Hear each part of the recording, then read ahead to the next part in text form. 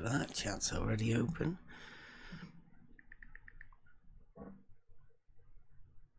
Oh, look at that. Straight in. Look at that. Chat's already open.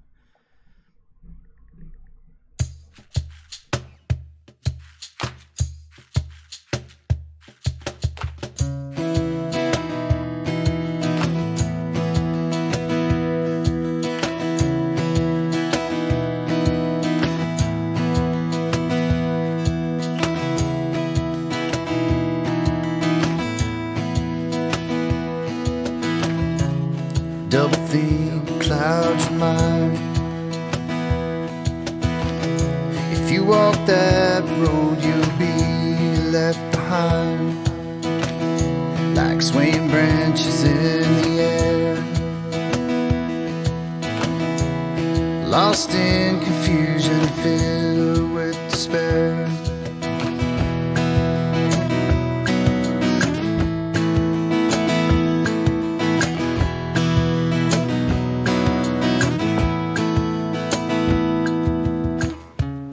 Arguments and fallacies, taken from the book of lies and deceit. There are those who will never see the gift of Logos that was given to me. And I know how water flows, I know what level shows it. You'll be wasting your time, trying to change what's been defined. I know what I know. I know what I know. You don't know what you don't know. Blackpool paradox. You think it's measuring, but it's not. It's optical phenomenon. All you fools think you know what's beyond. I know how water flows, and I know what level shows it. You'll be wasting your time, trying to change what's been defined. I know how water flows, I know what level shows it. You'll be wasting your time trying to change what's been defined.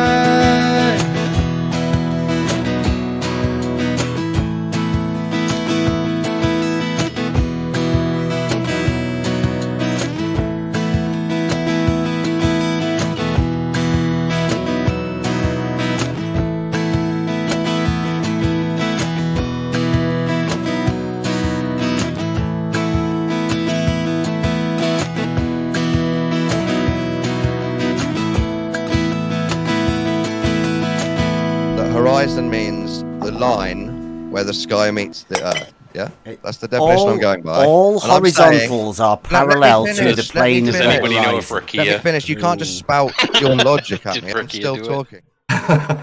We are live. Welcome, everybody. Model Affliction Monday. Thank you for letting me hear what's going on. I appreciate it. Sorting out some moderation issues. Seems like we might have a rogue deafener. Or maybe a pocket deafener or something. Yeah, can anybody do that? I don't know. When did you say Friday? I think he said Friday, yeah. Yeah, it was Friday after the show ended. You guys were talking about the churches and the doors facing east and stuff like that. Buster was bringing that up, and it was just getting really interesting. And all of a sudden, I was out of it. I was so pissed off. I apologize. It must be Oh something. no, no, I'm not blaming anybody. Okay, so we are live now in the Discord. If anybody wants to come in, click the link. Come on into the Discord. It's Model Affliction Monday. I was a bit unsure about what we would be doing today, but looks like the proof has started with Proof Project. We did have an earlier conversation about proof. I think that'll be going out. That is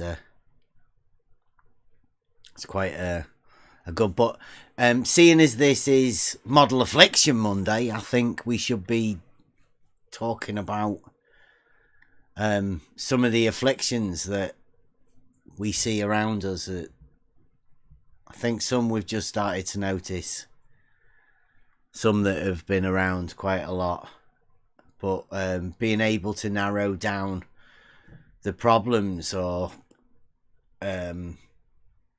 when we try to have conversations, so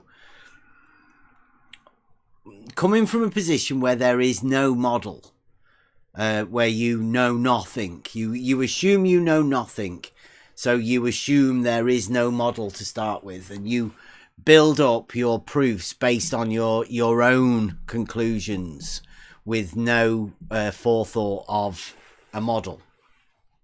And that's sort of the position I've always come from. Situations have led me to be that way anyway.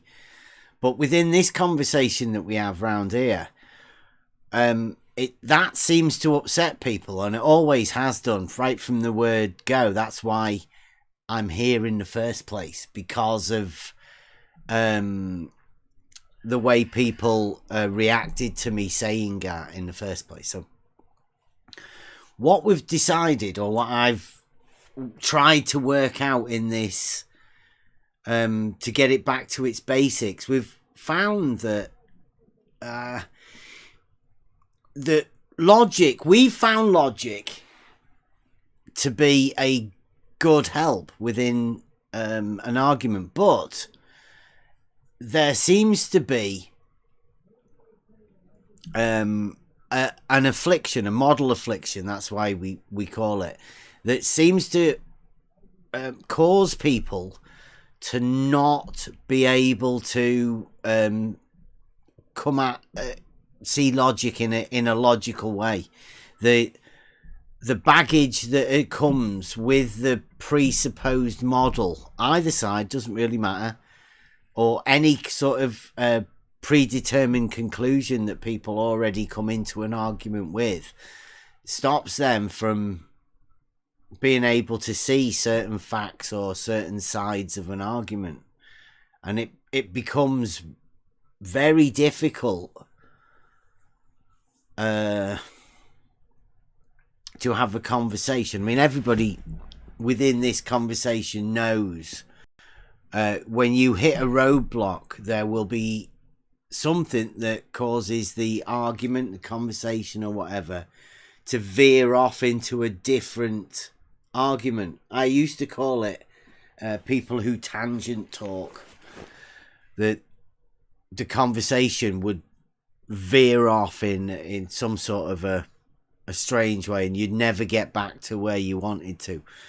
We've noticed that quite a lot.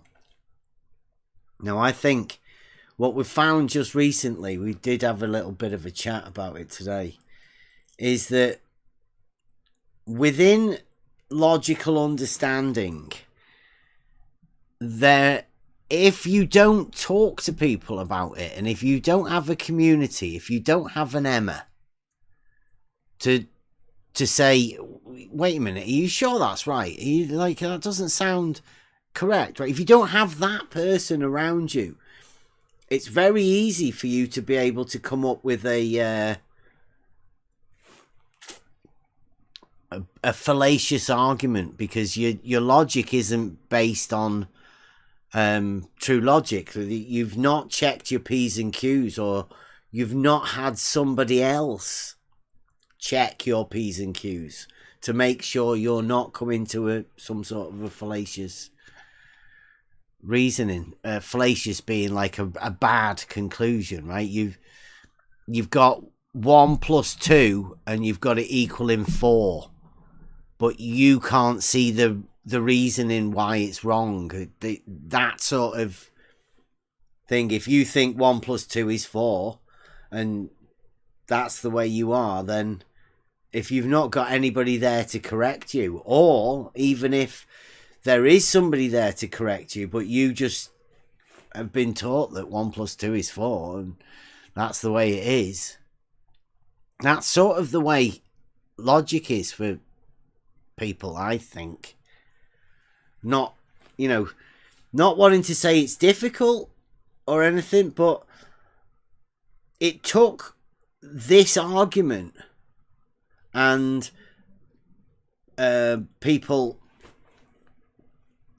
talking and saying strange things that made me particularly, and most of us here in this room, in the Discord group, in order for us to look into it, somebody has to challenge something within you to make you look into this, whatever it may be, anything. And it's how you take that challenge. It's whether you accept the challenge and be able to formulate what your truth is, or whether you just automatically dismiss the other person.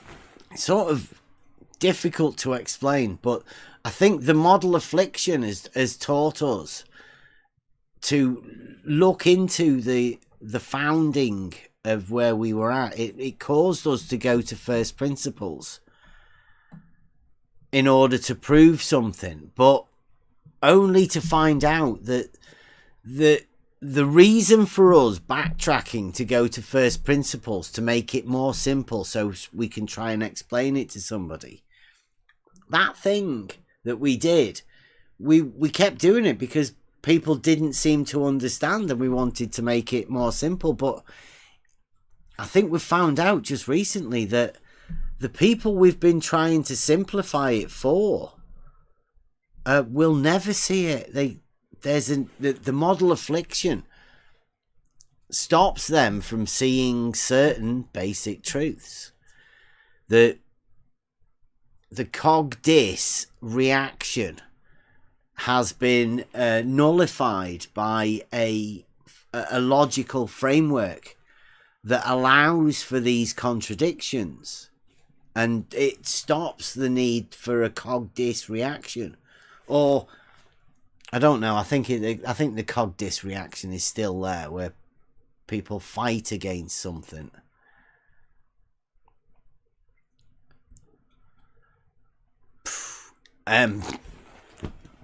So mainly showed, I think, within the fact that a contradiction can't be seen.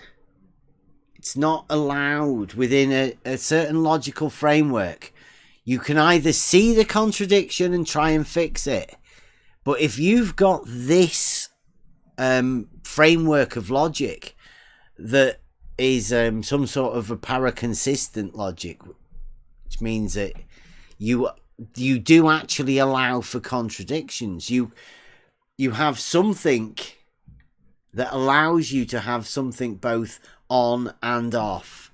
It allows you to have both a drop and a hump, a rise in the same thing, and be able to say that they are the same thing within an argument. And you've built an argument around the fact that saying the drop and a hump are both the same thing, and they're both allowed to be at the same time concurrent, two opposites.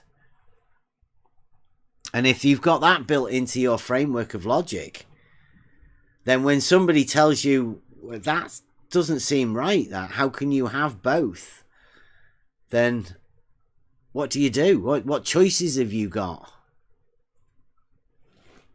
And I think there's people who can see it, and there's people who can't see it. And where is the conversation between the two? People that can see, not see contradictions, and people that can see contradictions. How do you have that conversation? I don't. I think we've put in the recent few weeks, especially last week, we got shown that there is definitely a divide within different thought patterns, let's say, not wanting to say much else other than that. There are people who have contradictions and allow them within a logical framework. And then there's people who have a logical framework that obviously don't allow for contradictions, because I don't believe there is any contradictions in reality. That's why I like logic. Logic is provable and has to be based in reality, otherwise it's not. It has no base of truth. You have no way to find a truth value in something unless you can actually see it in reality. The identity of the object should be that object. And what we're going to be moving into pretty soon is the Trivium. Now, the Trivium gives you the founding of the identity of the object, and the hows and whys, and the way to explain it, the way to talk about the thing, so how to express it. So what we're after is a conversation where we can move forward without any of this baggage, and find some sort of way where we can find a base starting block, and we can all build upon the same foundations with no arguments, with no arguments. Arguments are good. Structured arguments with a way to get an understanding. Very good. Not arguments about different forms of logic and whether we should allow contradictions or whether we can see contradictions or not. It should be pretty obvious when a contradiction's pointed out. There's a contradiction there. Everybody should be able to agree that a drop is different than a rise, a hump. They're two completely separate things. There are people that won't see that because their logical framework is different, let's say. Now, I still want to talk to people about these sort of things, but the idea of today is that the proof. I think we can all agree that a proof is a truth, right? It means something is set. It's something that is a truth, right? It's the definitive answer to it. Now, once something has been proved, then it shouldn't be able to be disproved, because it doesn't really mean it's been proved in the first place if there's a disproof for it. You can't have something that is both proved and disproved. That's a contradiction within itself. So obviously not true. So the conversation that we're having at the minute is within the conversation that we're in, or within anything, it doesn't really matter. What is proof? And do you hold any proofs? what would you consider as a proof? And does the model or any model dictate to you anything about proof at all? Or is it a personal thing? I mean, where does proof come from? I'd suggest it has to be in reality, but other people may disagree. Is proof something that you could hand on to somebody else? Is it what I mean? What exactly is proof? I think the structure of logic has been taken away from people for a reason. A critical thinking mind is a lot harder to prove, to fool. And once you have a proof, then obviously it stands as a proof. If you have a proof and somebody else can disprove it, then do you question your proof?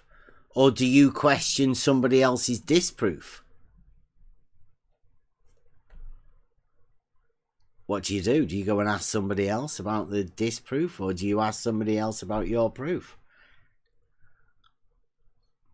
Do you allow for contradictions within things like that? Because I personally don't think proofs exist within reality. Proof, fucking hell, what am I talking about? Contradictions in reality. There's no such thing as a contradiction in reality. I can't think of one. Yet, if you have a model, there are inbuilt contradictions that you must hold. This is the main reason I can't have a model. There's too many contradictions for me to hold a model at all.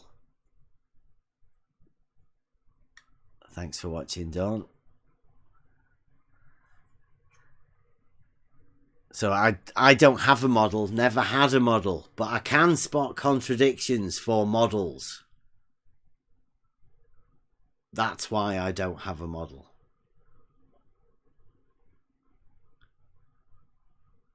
Like I say, there's two very easy contradictions for two models that we deal with here.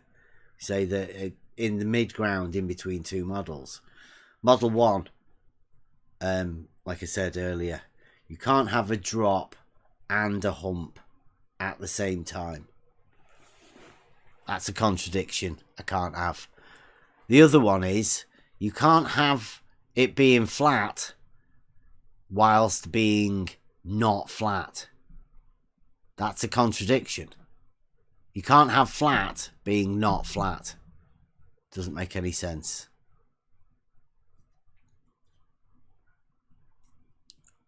Wow. Dawn, did you really write that, Dawn? Sorry. Or were you... Might have been because I got something wrong. Said something wrong. A proof isn't necessarily true. Dawn, I mean that's got to be a model affliction. I hope.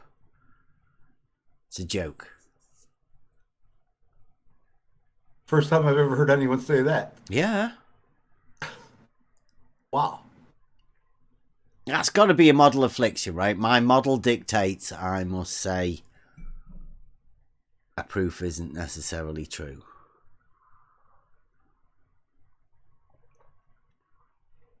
Wow. Talk about talking nonsense, Don. Oh, I'll take the we are live off.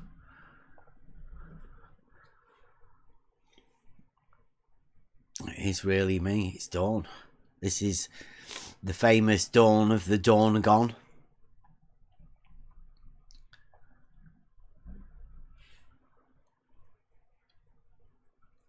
How to have both the drop and the hump going round in a circle made of straight lines. Wow. Talk about paralogism.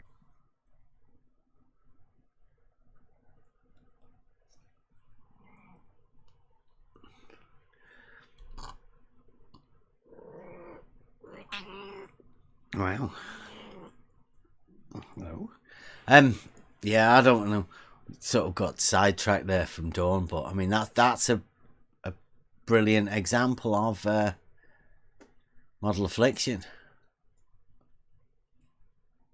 Proofs The can't model be dictates. true.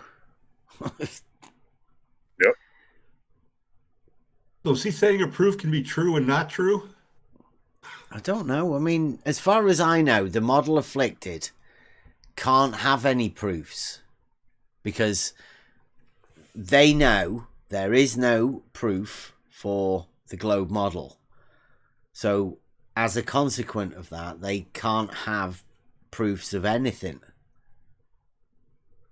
It's I think that's a mental sort of thing as well. It's, you know, built upon this paralogism.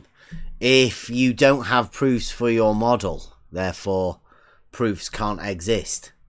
They have to not exist, because you can't have a proof of something and then no proof of the globe model. That's a bit of a contradiction as well, isn't it?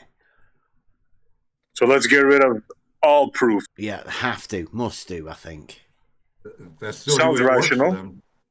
Yeah. Get rid of all proofs. Dawn's showing there, though. Yeah, in the chat. Okay, I'll get a screen grab of that because that's quite good. He's saying a proof can be both true and not true. What? Yeah, he says you have to decide. That is the essence, the blood, the gravy of dual aletheism. Like, that is the essence right there. Yeah, that's what the model makes you do.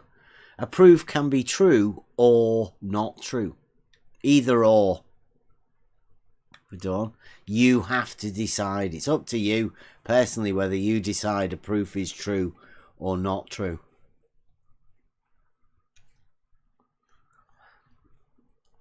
That's exactly what I come to expect in this. I mean, I did initially think that there was a conversation to be had. I came here looking for answers from obviously the globe surveyors, the ones that were telling me I didn't know what I was talking about when I said level is horizontal.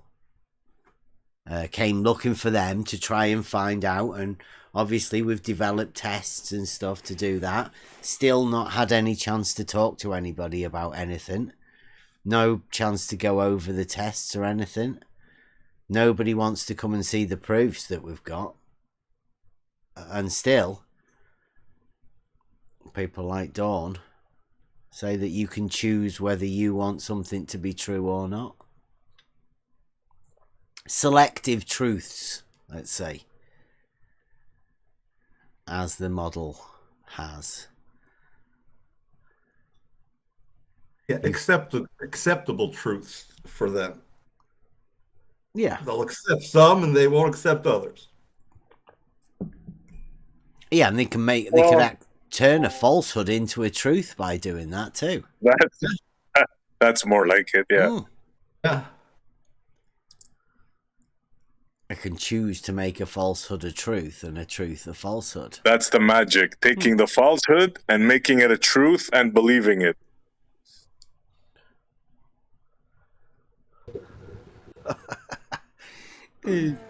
Dawn's playing semantical games about and.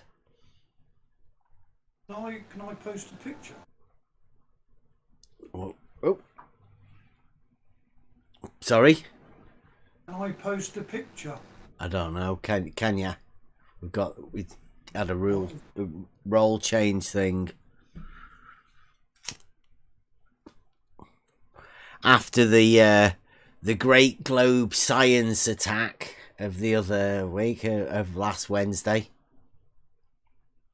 We had to have new rules about picture posting. We don't want you just posting any old globe science in the chat. Some people are posting. Mm-hmm. Can you not? No. Oh. I'll get a no entry sign if I put my out. Globe science. So I'm going to put that video out. Actually, thanks for it last week, everybody. I meant to do this at the beginning of the show. There is a sum to be matched up that is going to be sorted out again. Kia does know that I need to let everybody know. We are sorting it out, and the funds will be distributed. Thank you very much. I think it is shutting it down, but I'm not too sure how to do it yet. I'm not au fait with that sort of stuff. So thank you everybody for last week. It was a test that we did last week, checking globe science and checking our new little community that we have here, securing it. I guess it was a lesson Logos taught us, and thank you very much, because we are now obviously a new community and we definitely know where we're going. Our path has been set. We are going positive. We are moving forwards. We're trying not to be negative about anything. Positive proofs and moving forward, but also staying at the beginning. For anybody that wants to come, we're gonna try and we will be taking this back to first principles, and first principles throughout everything. This isn't model based. This is hopefully for people to start to build their own framework of understanding. Everybody, I think, should have been taught these basic foundations of how to gain knowledge and communicate with each other. And that's what we're going to be doing. We're going to be going forward with this foundations right from the beginning. We do that. We've already done it through logic and geometry, but now we're going to be going even more so within the trivium, which is the understanding of logic and why logic and why proof. Because I think that's what most of this is about. It's why logic and why proof. Like, why do we need to have some sort of a basics to understand what proof is? Because a proof, to me, is a truth. And that truth has to be based on something. It has to be founded in reality. There's no reason for you to have a truth or a proof that doesn't exist in reality. That's nonsensical. It's not logical to do that. You have to found it in reality. And that's what we're going to be doing. This community that we're in now, Next Level Discord, anybody's free to come in. We want to be doing it to gain a greater understanding. We want conversations that go somewhere, that have a meaning. Over the past few weeks, we've had some amazing conversations, and they're not everybody kissing everybody else's ass. when we have a conversation, we have some really good conversations. I've been known to not say anything for hours while people who are talking.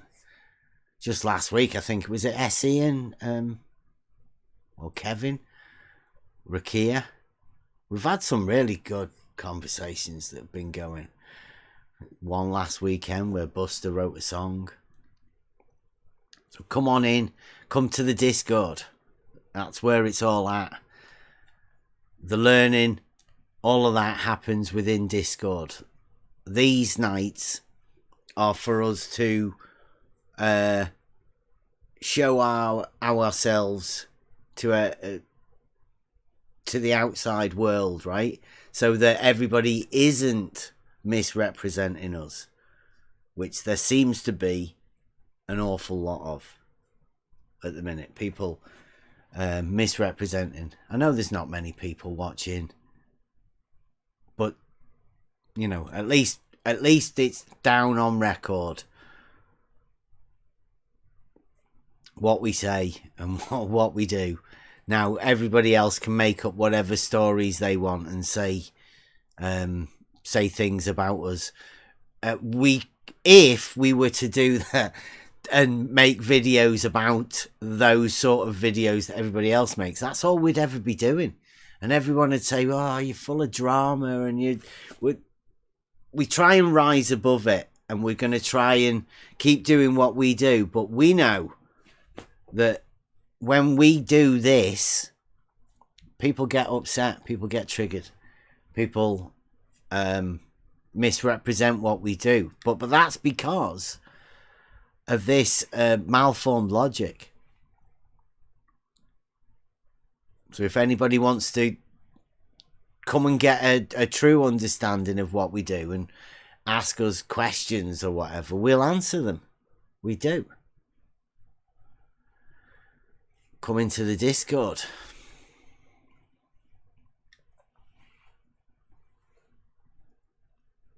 Let's have a look at the chat. Anybody want to say anything? I mean, how long is it? It's a bit short, isn't it? Only waffle for about 40 minutes. 30 minutes. Nice to see Dawn's over here.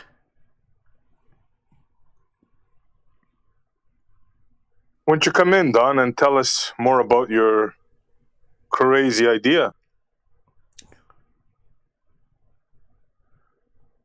I'd like to know how I can hold two thoughts in my mind of the same thing, two opposing thoughts in my mind at the same time. Yeah, Dawn asks, "Oh, okay, you both said level is horizontal. Do you mean everywhere?" It's like, yeah, I do. Definitely, Dawn. Everywhere level is horizontal.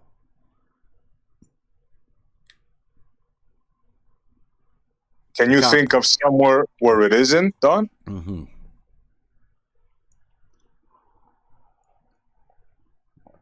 Maybe a semantical game about level being a computer level or something.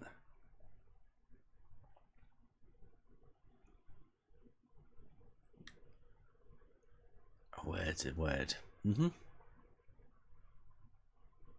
Yeah, it's madness. I think everybody knows that Dawn's not a builder or an architect or a surveyor.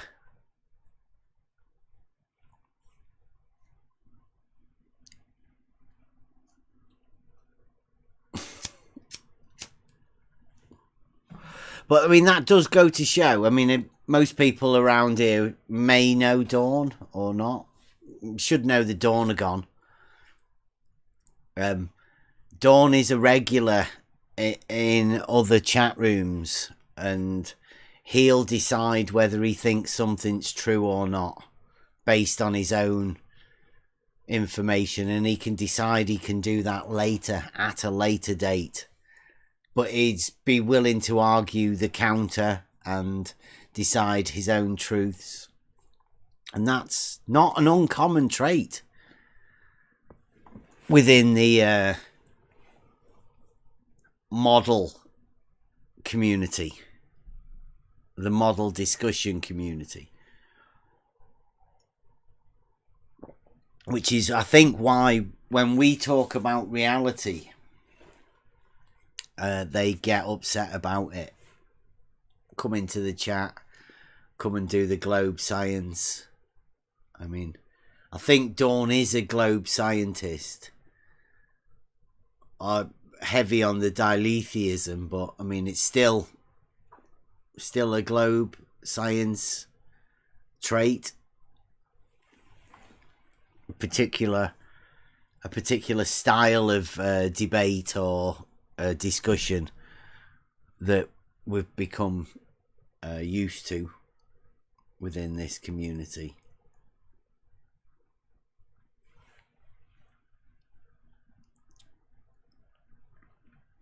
It's just Dawn. Wow, he's holding up well, Dawn.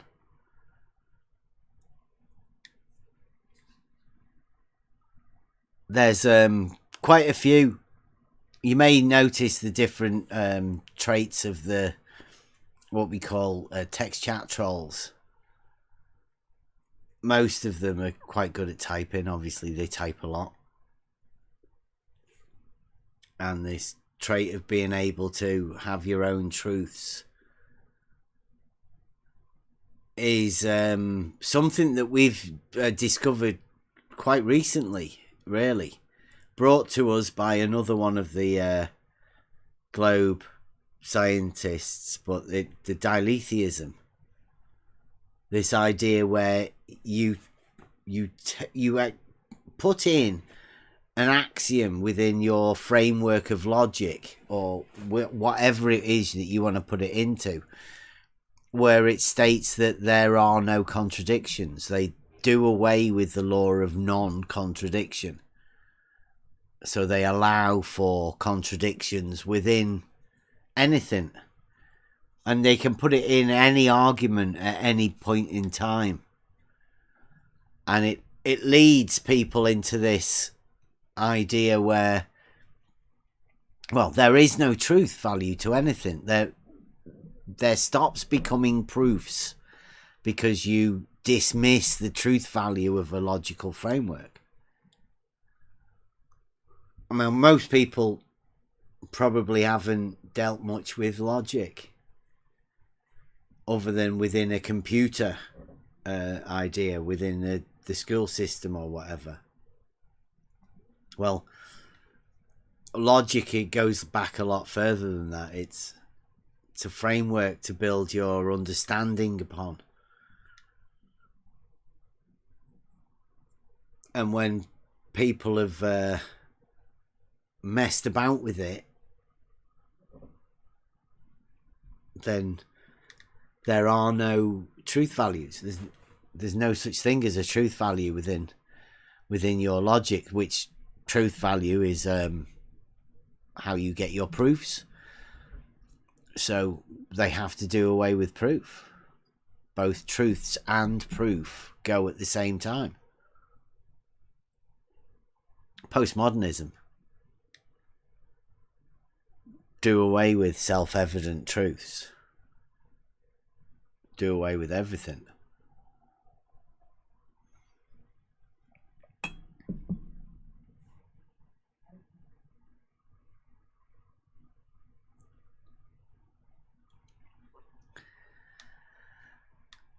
It must be tough. And it is, I suppose it is tough for people if you've already had that and you realize that that's a framework of stuff that you deal with, then well done.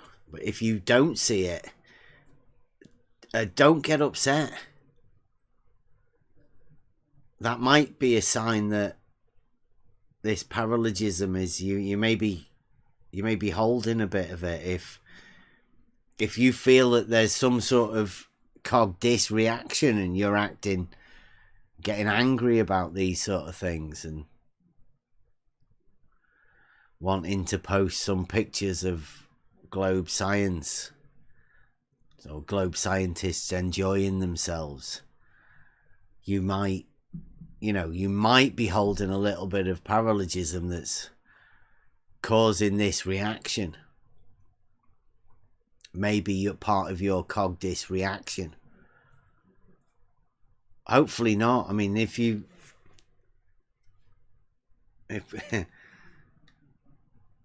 we're gonna, yeah, like I say, we're gonna start with the Trivium to build a basic logical framework. But I mean, it may be worth asking yourself, do you have any proofs? Can you even imagine a way to find a proof in reality? Because that's where they are. And if you come up with a reason that say there are none, then you might have this thing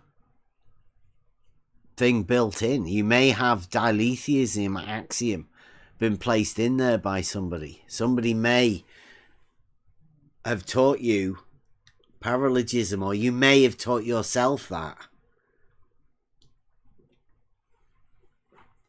You may have just learnt it like by osmosis, just from listening to an argument, a malformed argument, that many times that you've accepted it as an argument and not yet realised that it's a malformed argument with no basis in truth. It may be one of the ways of paralogisms. You may have learnt it and not realise it's fallacious. Your reasoning is fallacious, and it's always tough to hear people that. I think that's why a lot of people get upset when people question them, because you are questioning somebody's founded beliefs. And if you question somebody in a belief and then they're forced to look into that belief and find that there's no justification for it, people do get upset with it. Rightly so. Whoever's put that belief there into their conscious, or, you know, like into their minds, do they take it on? I mean, was it put there by a shadow giant? Did a shadow giant write a book that taught them that as a truth? I mean, how do you know if it was wrote down by a shadow giant? Whether it actually was the shadow giant that wrote it down? Could it have been somebody else? Have you took something on as a truth that you've just been given? Was it an authority figure that gave you that and said, here, this is a truth, you just keep saying it? There's loads of other people that are saying it too. How do you know? Are you talking about our educational system now? I don't know. Where is the educational system? Most of us lot are here. The stuff that we've learned about the models, we didn't get taught at school. So the education system for the model is this community. The education system for all of the arguments is this community. Now, judging the people within the community, what's the argument? Who are the authority figures? Who are the shadow giants within this argument that we're all in, within this arena? Because that's all they are. There are only shadow giants.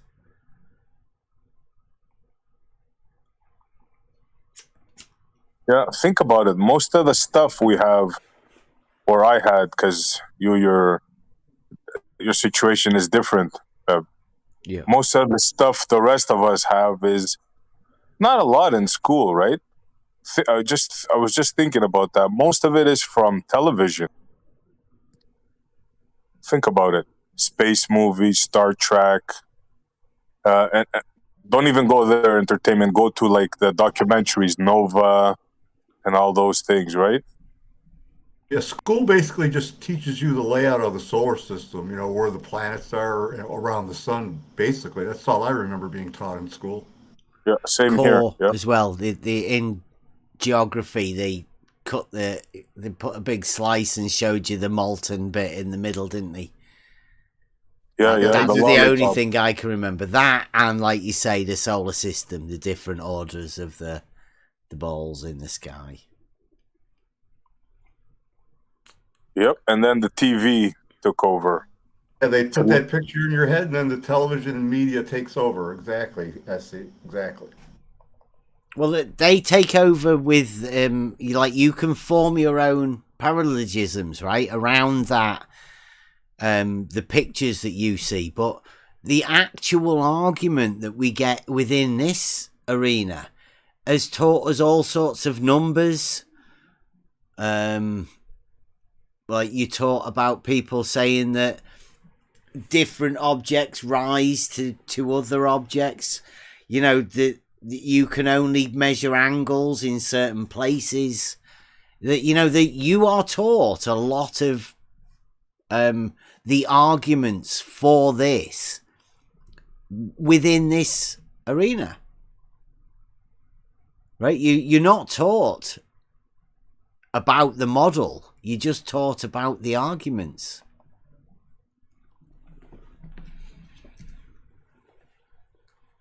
Which I think is the wrong way round. You taught about you're not taught about proofs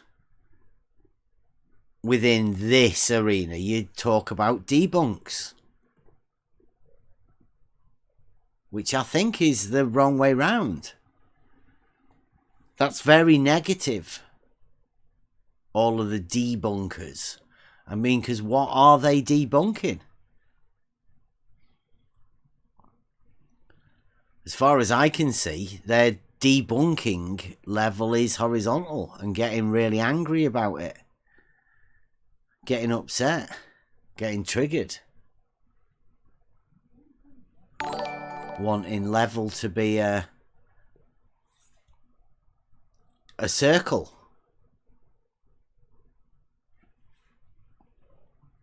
When it's not. But no proof otherwise. Not even any understanding of how to gain a proof.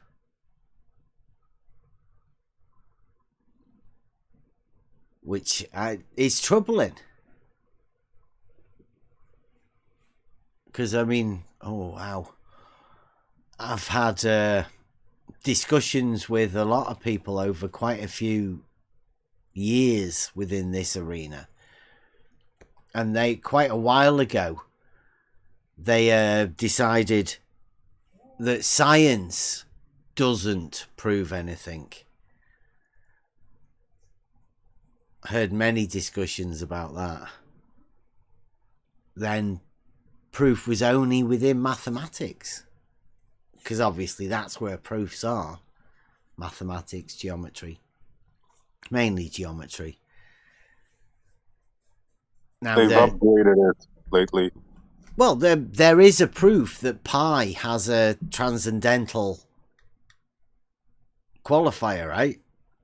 That's definitely provable because it's a truth. It's a proof within mathematics. There's a proof within mathematics and geometry that a triangle has 180 degrees. Now, if there's a proof that a triangle has 180 degrees, do you think a triangle can have not 180 degrees and deny a proof within mathematics and geometry? It's a question you should be asking yourself, because without triangles having more than 180 degrees, there's no chance of a globe model. So you would have to go against a mathematical and geometric proof in order for you to have the model. So there's a contradiction right there. But for you to hold the model, you have to accept that contradiction. Or not see the contradiction. One or the other. You've got two choices. When faced with a contradiction, you either accept it or you say you can't see the contradiction. And it should be called the illogical model. Yeah, it's the impossible model. Yes, But I agree. the only way you can make the impossible possible is by taking that critical thinking away, by purposely not giving anybody a foundation that they can build a proofs upon. If anybody had a proof that level wasn't horizontal, is a curve, then surely they would have shown it. Instead, they choose to say there is no proofs. Well, I say I've definitely got a proof that level is horizontal. Now, I don't have a model, but I do have proofs. Quite a few of them. We do quite a few tests. Anybody wants to come and join us? You can see the geometric proofs are very easy to see. Logic. We're doing Logic Night Tuesday, and we're doing Hump Day Wednesday, but I think we were going to plan on going over a video or two about a test on Wednesday. Let's go, Brandon, I think. And Thursday we will do Euclid, and we'll go over the geometric proof, I think. Try and get a camera set up and go over like a geometric proof of level being horizontal. It's very easy, and it is a geometric proof.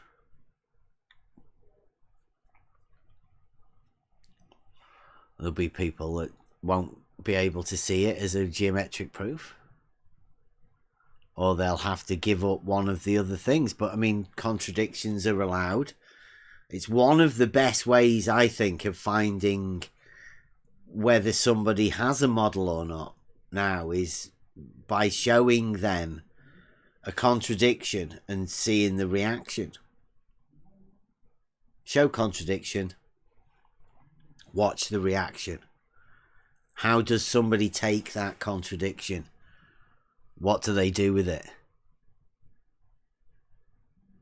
There's obviously, we've had a lot of conversations over the past few years. Anybody can go back and look through the any of the videos. You'll see that some of the reactions that people have to conversations with us being shown these contradictions leaves a lasting text chat troll effect. They get assigned to us, or this reaction of them being shown a contradiction allows them to tag on to us, get obsessed with showing themselves and their diletheism ways. They want to show everybody else. They want to get more people on side, I think.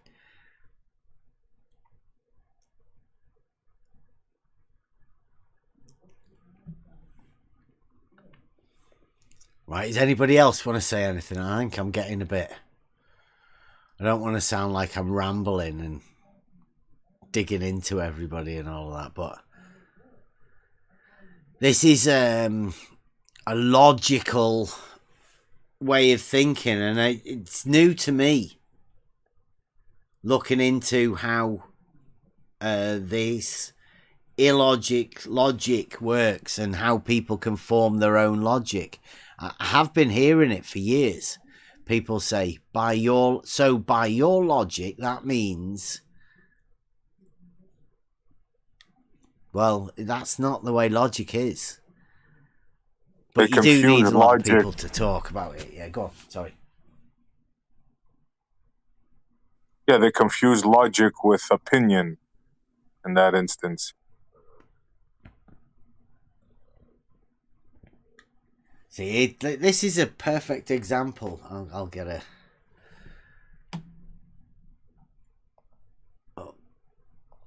What intrigues me the most is the dialetheism, having the ability to hold two truths at the same time.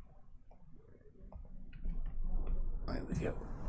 This Gem Panda says, if you can establish one of the meanings of a single word to be correct, this also establishes facts in reality, such as the shape of the planet. Brilliant, says Gem. Now, that's perfect, because that just goes to show how a paralogist works. He's saying that if you can establish one of the meanings of a word to be correct, then it also establishes facts in reality, such as the shape of the planet. Well, no, Gem, that's perfect. That's so bad logic that it doesn't even work. I mean, that's perfect. Unlogic. Yeah. It's got nothing to do with about the meaning of one word and then a shape of a planet. I don't know how many times we've told you, Jem, it's got nothing to do with the shape of the earth at all. It's you that's obsessed with earth, Jem. You're the one with the server dedicated to flat earth discussions. It seems that instead of logic taking a straight line route, they're taking the great circle route and avoiding the logic. Yeah. Completely missing the point.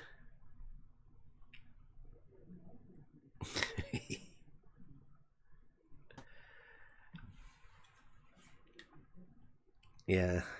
It's nice to see you back over here though, Jem. But like I say, no need to branch out. You stick with your flat earth stuff.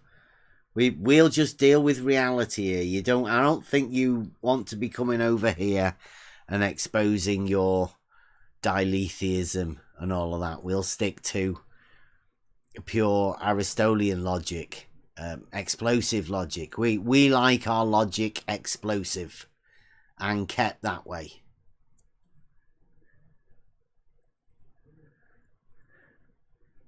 Yeah, Jem, that's not really very good. That's not my logic at all. And if you'd have even bothered about it, Jem, you could have come and seen any of the proofs. I'm sure you've had some people. I think Gary came over here to see the proof of level is horizontal ages ago. I can do that again for you though, Jem. I'll make sure I redo the entire level is horizontal proof. Updated now as well. It'd be very good. But anybody wants to come and see any of these proofs, they are available within Discord. What I like to do is the proof is it's a two-way process, right? It can't be given in a video. It can't be handed over as a piece of paper. There's an interaction that occurs, and it's a very much needed interaction. It keeps you in reality, because there's always questions people have.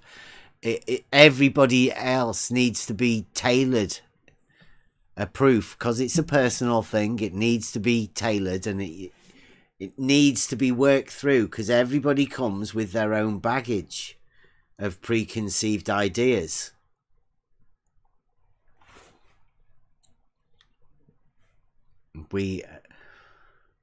I personally, if I'm doing a presentation of one of the proofs or something, I like to be able to have a one-to-one conversation, and more often than not, the one-to-one is needed. Other people need to be able to interpret and say the same thing, because sometimes some They don't fit.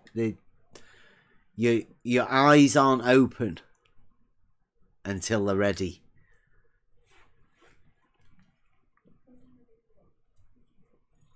We've got Rumpus in the chat as well. Look at this. Yeah, Rumpus, you can come in and go through the proof at any point, any time you want to. Anybody's free to come and match us proof for proof. From first principles. I'll give you a proof that take you up to show you that level is horizontal. If you want to match me, proof for proof, all the way up to you having a proof that level is curved, I would consider that very welcome.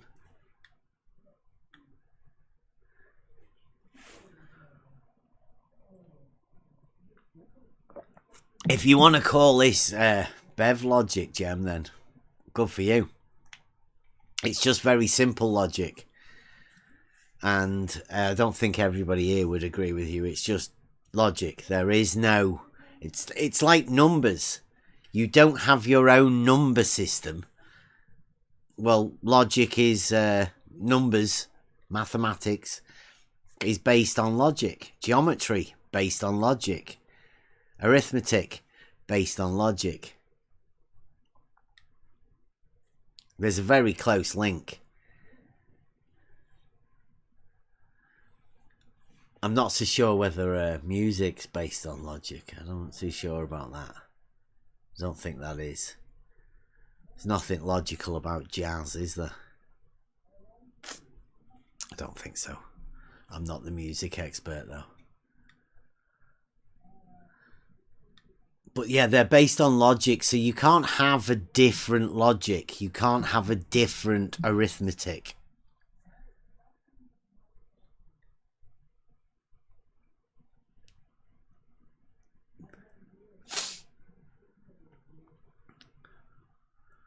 So we're going to start off the Trivium. And I know there will be people that can't come. Bev, yes, you have some serious geniuses in your chat today.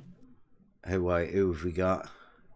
Just all of them. They've all come out from... Oh, really? Wherever. Yeah. Oh, nice. I think they might be a bit upset. They over from Gem Panda's server, is it? Yeah. Oh. What are they upset about? Is that because you've been calling them femboys? Have I? Well, I don't know. Allegedly. It might have been somebody else. I don't know. No, I heard there was some dodgy stuff on Gem server. Well, there's some dodgy stuff all over the place, isn't there? Yeah, I know, but really dodgy. Globe scientists. Yes. Not where the globe scientists hang out. I think that sort of maybe. Stuff. Oh. Well, watch out. I did say we might have to come over and do another proof thing, or... I'm not sure because they've also got furries and I'm allergic to them. Oh, yeah. Sneezing. Yeah. I'm not sure that's a good thing. Femboys and furries. Talking to Rumpus. Is this where Gem Panda and Rumpus? Yeah. The thing is, I don't think Gem Panda even likes Rumpus. I know. That's a show of solidarity, that, isn't it? Isn't he banned in Gems? I could be wrong. Yeah. The enemy of my enemy.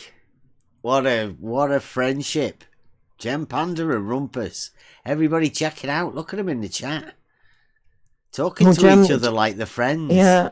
Gem's trying to get people to join his server, his den of degenerates.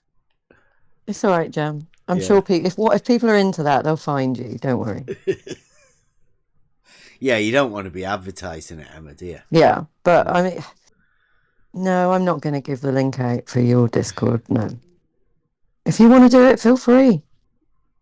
Yeah. Maybe put a disclaimer that we're not responsible.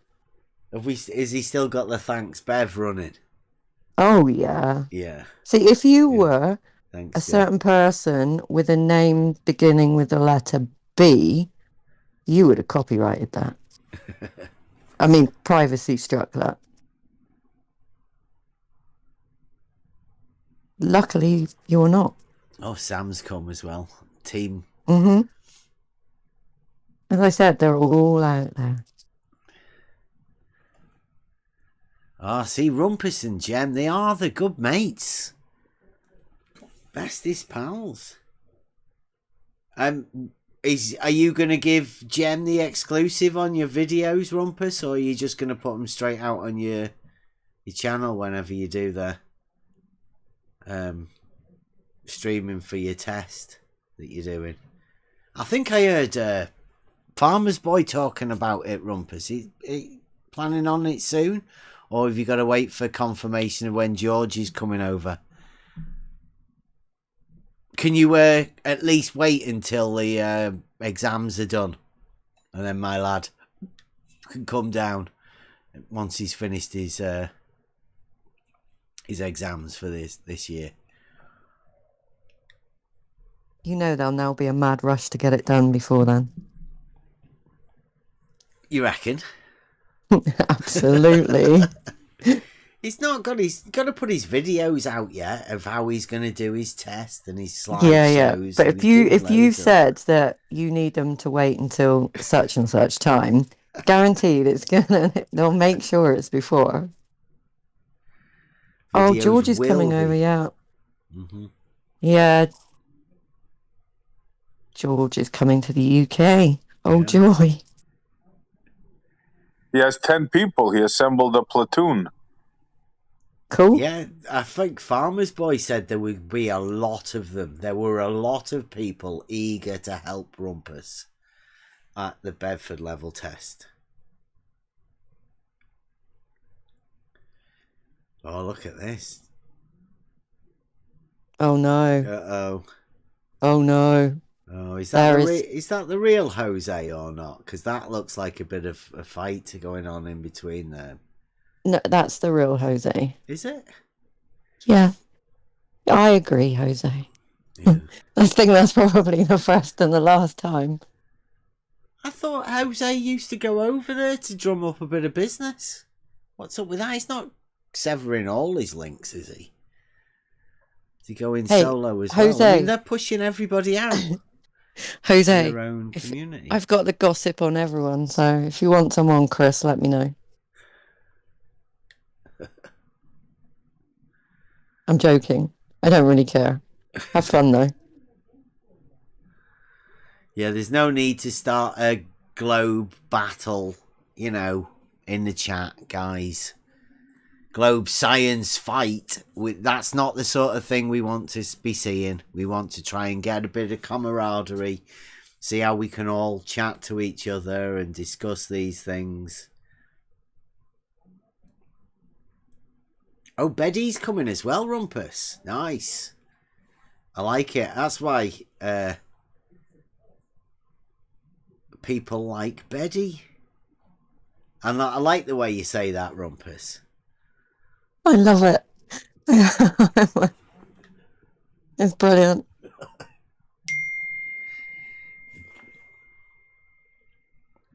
Oh, the missus wants a brew and some biscuits. Uh-oh. Song? Oh, yeah, Jose. Oh, he's always whinging, isn't he? Jose. Well, this time he's whinging at Jem, so it's okay. They can have their domestic in the chat. Keeping it personal. I'm not too sure about that, though. He had a bit of a whinge the other day about I don't know. Well, maybe comments. As long as they're trolling responsibly.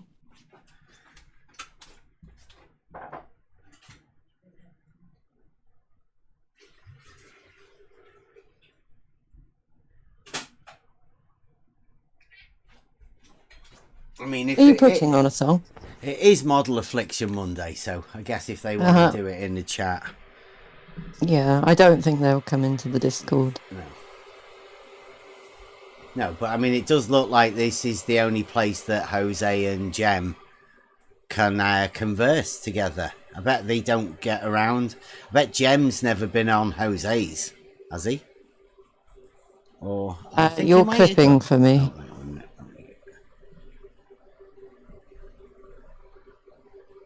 A little bit. There you go. Am I back? Yeah. Oh, the cats are there. Cat again.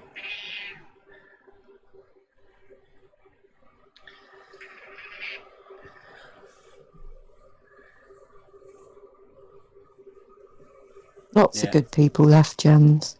Because there were a few decent people over there at one point. Really? Yeah, there were a couple of alright people over there. I mean, there still are one or two. I think they're just caught up in it. Not everyone over there's bad.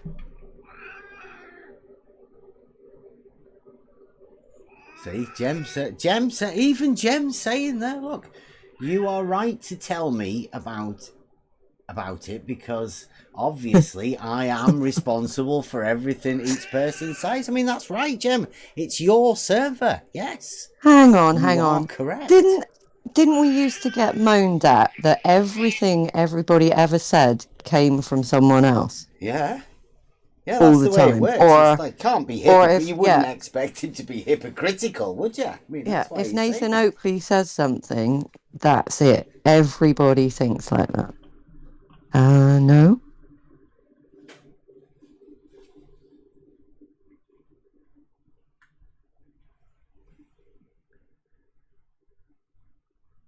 Hopefully the cat's being fed. it. Yeah, I'm gonna have to make a Okay, you're going to have to put a Mrs. song on then, 21 because I don't think anyone else is going to chat with me for 5 minutes. Okay. Cat, move out of the way. Bust the song. Come on then. Yes. Give us a what do you want to? I don't know. Just pick one. Do an eeny, meeny, miny. Whatever. I got Schneid and Mike. You do have a shite, mate. Yeah. True Level Bitch live then. Buster live. How about that? Go on then. How long is it? About 5 minutes, if that. Something. Okay. Okay. Brew time. Cool. Gotta go and make a brew for the missus, guys. A quick world's famous Buster live. While I'm doing that. Okay. Back in a bit. I totally botched this one up, but let's give it a go. It's True Level Bitch, but acoustic. So, I gotta change a couple things. There might be a little bit of fan in the background, but this is good. I didn't realize this. Just found it out. Check this out.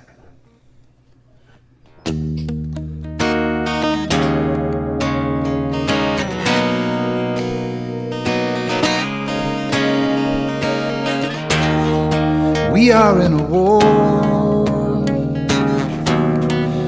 that's in the mind for all to face. Choices will be made. You can choose to let your mind be free.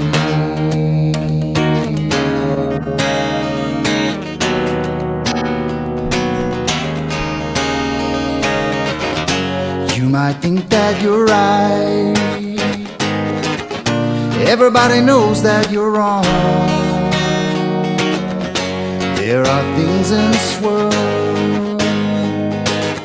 that are objectively true,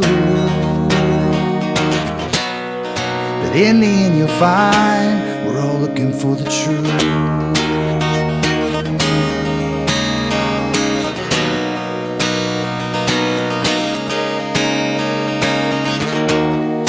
We will watch it die. We will watch it all come tumbling down. We're tired of the lies. We're tired of the obfuscation now.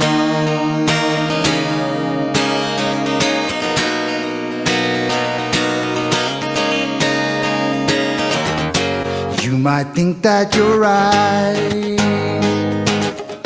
Everybody knows that you're wrong. There are things in this world that are objectively true, but in the end you'll find we're all looking for the truth.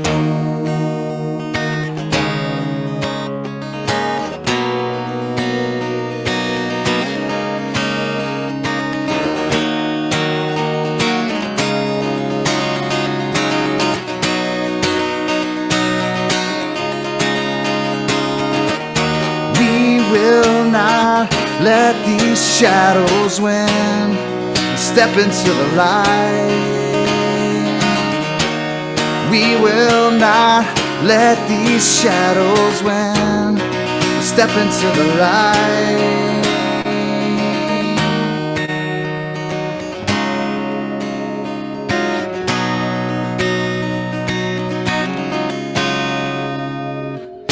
You might think that you're right. Everybody knows that you're wrong. There are things in this world that are objectively true, but in the end you'll find we're all looking for the truth.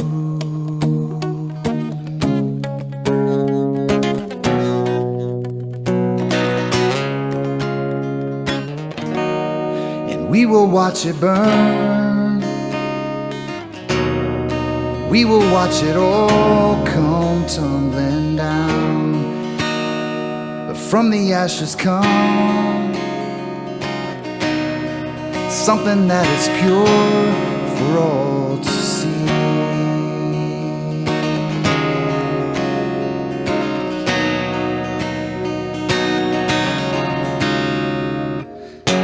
You might think that you're right.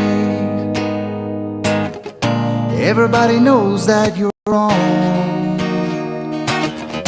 There are things in this world that are objectively true,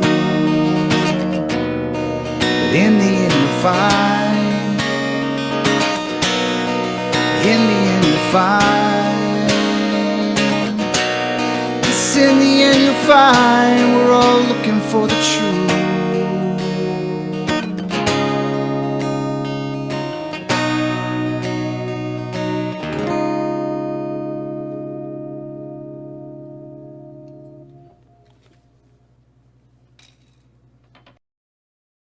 Thomas is in here, but he's on deafens. We are back. Thank you very much for hanging around. No doubt you were listening to world famous Buster.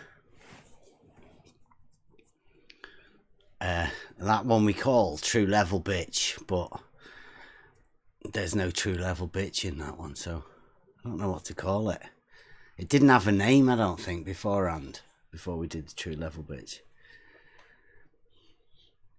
So thanks for sticking around. Jem and Jose are in the chat having a bit of a cat fight, saying, "Oh, you called me names." That's like they're always doing. That's Globe Science for you, 2022. Is it a furry fight? Yeah, I think so. I'll scratch your eyes out. Okay, what animal would you put each one? Actually, no. We don't need to go down that road.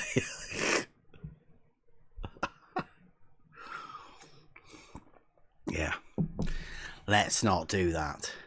But it's good to see that they've Buster's calmed them down a bit. They're no longer fighting in the chat. So Buster's done his job again. Because I think it starts off, we are in a war. Which we obviously are. Looks like Jose and Jem. Definitely. They're not getting on well together. And like I say, I thought that they were best buds. I thought they fed off each other. I thought originally Farmer's Boy was originally at Jem's, wasn't he? Isn't that where Farmer's Boy started off? Or has he just slowly drifted away? Has he left Jem's? I don't know. I've never been over. We left going over Is to Farmer's Gems. Boy really that much of a loss? Well, I don't know. Rumpus, see if Rumpus is over at Gems still, and he's like Farmers, or Farmers maybe. I don't know. He's definitely Team Jose. Farmers. I don't remember ever seeing Rumpus and Gems. At least not lately, anyway. I don't know. Maybe it's just bad timing. Do you go to Gems, Essie? Very rarely lately.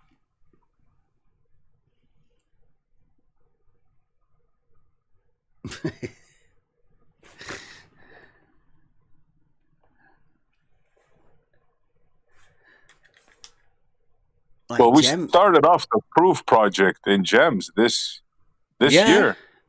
The first, actually. Yep. Yeah, right at the beginning of the year, wasn't it? First day of the year. Yep. Yeah. And that was ideal timing, Logos. And now with what we took 4 months? 3 months? 3, 4? Yeah, 3 months into the year. Three going to 4, yeah. 3 months into the year, and here we are back again. Proof Project 2022. See how 3 months has dealt with the... we'll have to go back and see. I'm after talking to as many people as we can. That one with percentage, that was quite a good conversation. Obviously, more people hear conversations, more people will actually, because there's shadow giants, right? And people take on information. Paralogisms are not only manufactured personally, but they are heard and assimilated through osmosis. The only way you hear these things is through other people. Because I'm not too sure how well people can actually make up their own logic. I mean, it's hard enough actually formulating logic of your own, but formulating illogic on your own, I think, needs the help of a sophist. You need to misinterpret the words of a sophist or take on the words of a paralogist as a shadow giant. You have to give authority to somebody. And I think what I've noticed in this arena is when we came here, we started saying things, level is horizontal. Now, there are people who decided that it wasn't, it can't be. So they had an argument against ours, and now it was a really malformed argument, but other people heard that argument. Like, I can remember I was in one of the servers, one of the Flat Earth debate servers, and I said to them about triangles only having 180 degrees. And one of the model afflicted people that we were talking to said triangles can have more than 180 degrees. Now, there's quite a few people that would have heard that. I've got a video. People would still be able to go back and hear it. You hear a grown man say that triangles can have more than 180 degrees. Now, anybody that were to hear that and take on what that person said as a shadow giant, they may give authority to that person that said that, and which would take away the authority from, like me, saying that triangles have 180 degrees. And then because of that, some malformed logic or paralogisms that you've taken on, somebody may then have a proof that triangles having 180 degrees are somehow related to verticals being parallel. And then with such malformed logic, you might then be able to say, well, if I can have a triangle with more than 180 degrees, then verticals can't be parallel.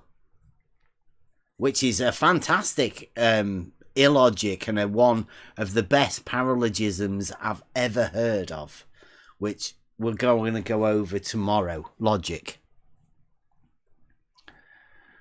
night. But that's definitely possible, and that's all because one person might have heard somebody else say that triangles have more than 180 degrees. Now, they don't. There is a proof that triangles only have 180 degrees, and there is a proof that level is horizontal. There is no proof that triangles have more than 180 degrees, and there is no proof that level is a circle. Up to you whether you decide whether you want to live with a proof or a not proof. But I know there's a lot of globe science community that do base a lot of their stuff on not proofs and a not argument, a non. They just put non in front of something that is a truth and then say that'll do for me. That's good enough. Model affliction leads you into some strange places. Don't go there. Always check with somebody. You need an Emma.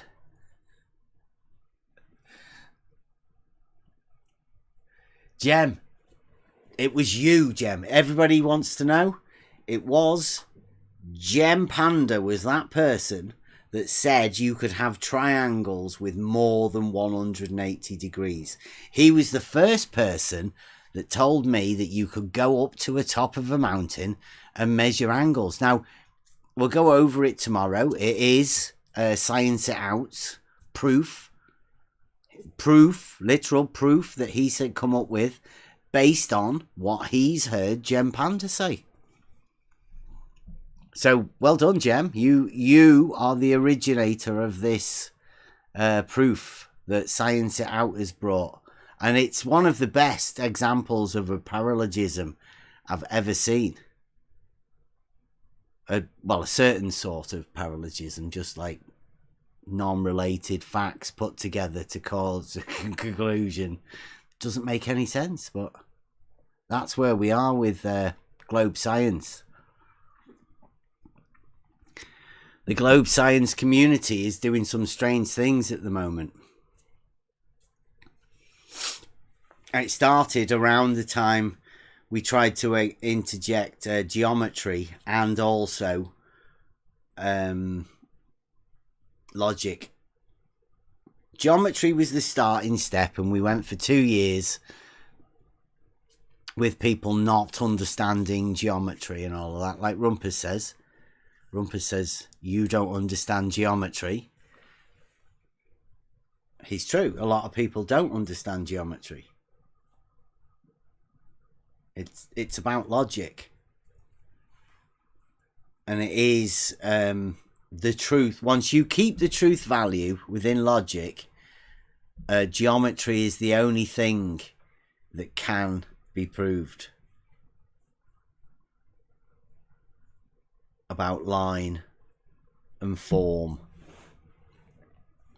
It's pretty obvious based on the fact that a circle is an equal distance away from a center point at all points. I mean, pi's based on that.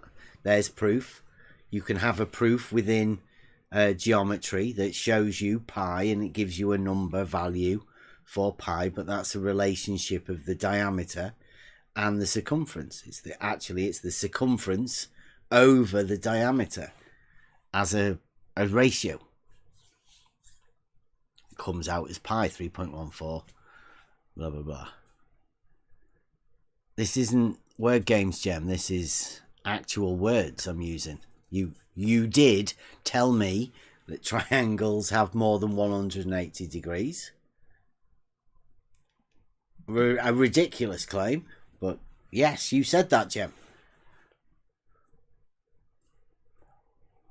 And you got really angry. So I know that you actually meant what you said. The little gremlin, Gemlin, came out.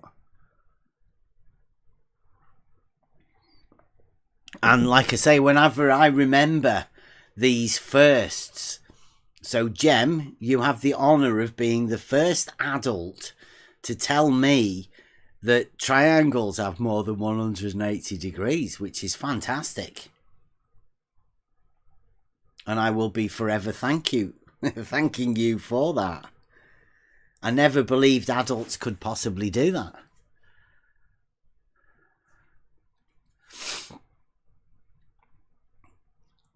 Nothing to do with the shape of anything, the shape of the earth. No, it's a triangle. You could be stood on a mountain measuring a triangle. It'd have 180 degrees.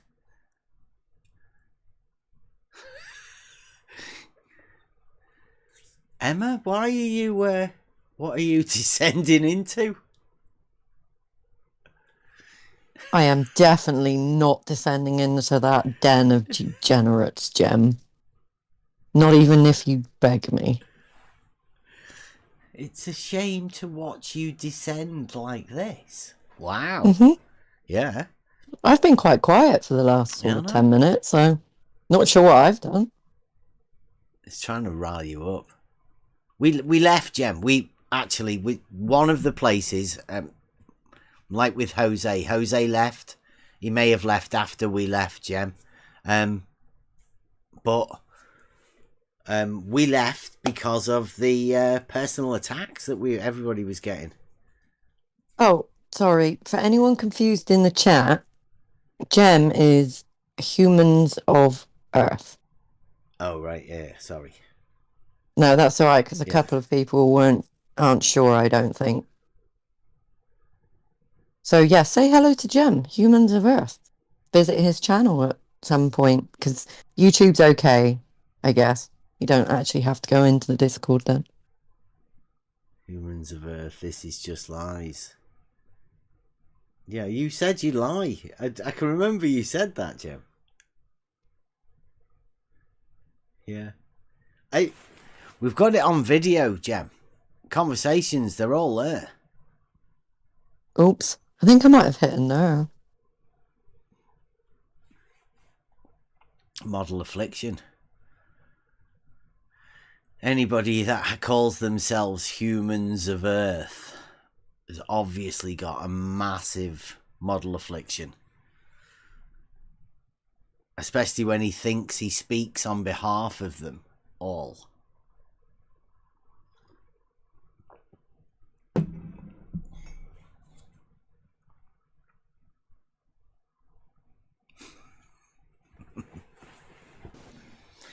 You can see based on Sam's statement there that they've given up their ability to logically reason and just, conform to what authority tells you. It's basically what he's saying in that statement. At least that's what I see. They don't want to think for themselves. They want somebody else to tell them what's true. I think all of them, yeah. It doesn't work out well. Shadow giants and the words of shadow giants wrote down in books and citations. And when they make their claims, they make them as if they were standing right next to those shadow giants, so were able to question every thought process they had, so they have a complete understanding of how they came to their conclusions. That drives me crazy, because you didn't know these people. You have no idea how they thought, what they thought, or how it was written, and yet you're making claims like you stood there right next to them, like you were a contemporary of theirs. That drives me nuts. Yeah, that's right. That's right. Shadow giants have said things, and that's a proof of something without any sort of working over it and trying to sort it out for yourself. And like we said at the beginning, what is a proof? Well, a proof isn't something that you can just hand somebody within a book and say, within this book, there are many proofs. You actually have to work through the proofs in order to gain them for yourself. Just because a book exists does not mean that the proofs are within it. Can be sort of just learned by you being in possession of the book. Which I think there's a lot of that sort of stuff. I mean, there's a lot of book burning going on, isn't there? What's a good book and what is a bad book and what you should be reading and what you shouldn't be reading. That's an old book. That old book can't really mean anything. So who chooses which books are the ones that should be read and which ones are the ones that shouldn't be read? Whose are the shadow giants words that you think of?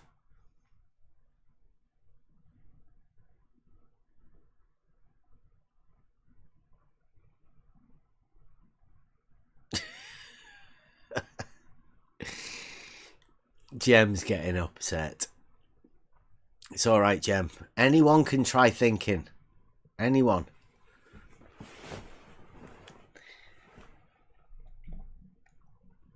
I think it was you, Emma. You've upset him about his server.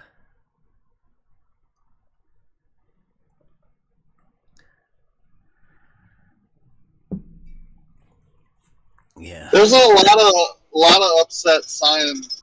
What do y'all call them? Globe scientists. Yeah, there's globe scientists. They seem to all be upset right now. Yeah. Well, I mean, I would be as well. I mean, imagine having an entire area of thought that you can't access, you cannot look at, right? Whenever you do, there's like a mental block or something. You can't read the words. You turn into a dyslexic, right? You can't speak, or you can't see it.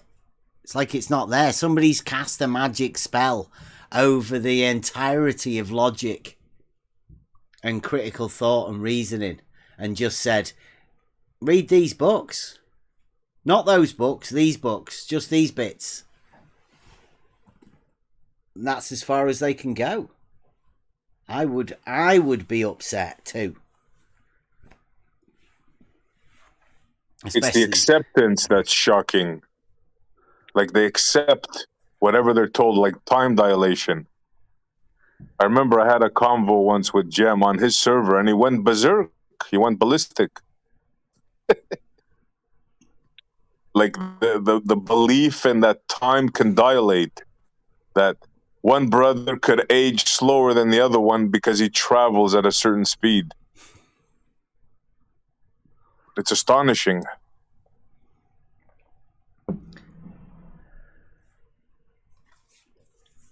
You remember that, Jem?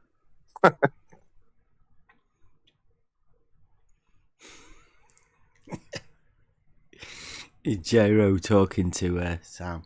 Sam, read the chat in the thing. Eh? You might have to wait for a bit until it goes up there. I'll put a GIF up there so it gets up the screen for you a bit.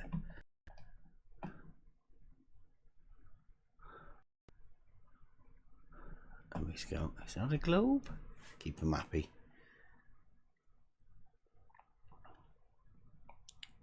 I'm still after a chat about the triangles, Jem, because so far I think I've had a few people talk about the triangles with more than 180 degrees. We had Larry Scott. We keep saying with Rakia, we do have a video that we have to go over, but I think we should be doing these weeks. We should have themed weeks. So this week, obviously, last week was the we're starting our own new community week. Thank you very much, people who helped us out there. This week is going to be proof. We're starting at proof and why proof. Today, model affliction proof. How the model afflicted can't have proofs. Tomorrow we'll build on that and we'll go through certain things this week, and then soon, I don't know, week or two, we'll do a globe surveyor week, and we'll go over all of these triangles with more than 180 degrees and how verticals aren't parallel for some reason, how they can think that, and all of the different methods that they use to come to these conclusions. But first off, what we need to do is be able to understand how logic is used in order to formulate the proofs that, so we come to a conclusion at the end, and that conclusion will be a truthful one. We hold the truth value to come through at the end to hold the entire proof thing.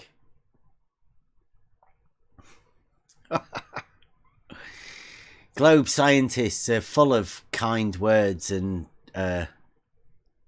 clever words as well.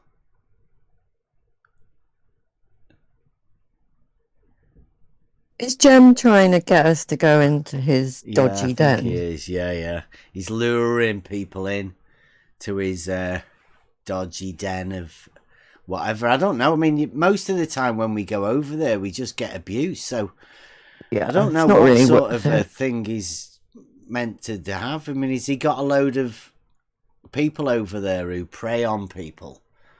Maybe globe scientists. They might want you to help them enjoy themselves. Yeah, maybe it's a bit weird. Let's not.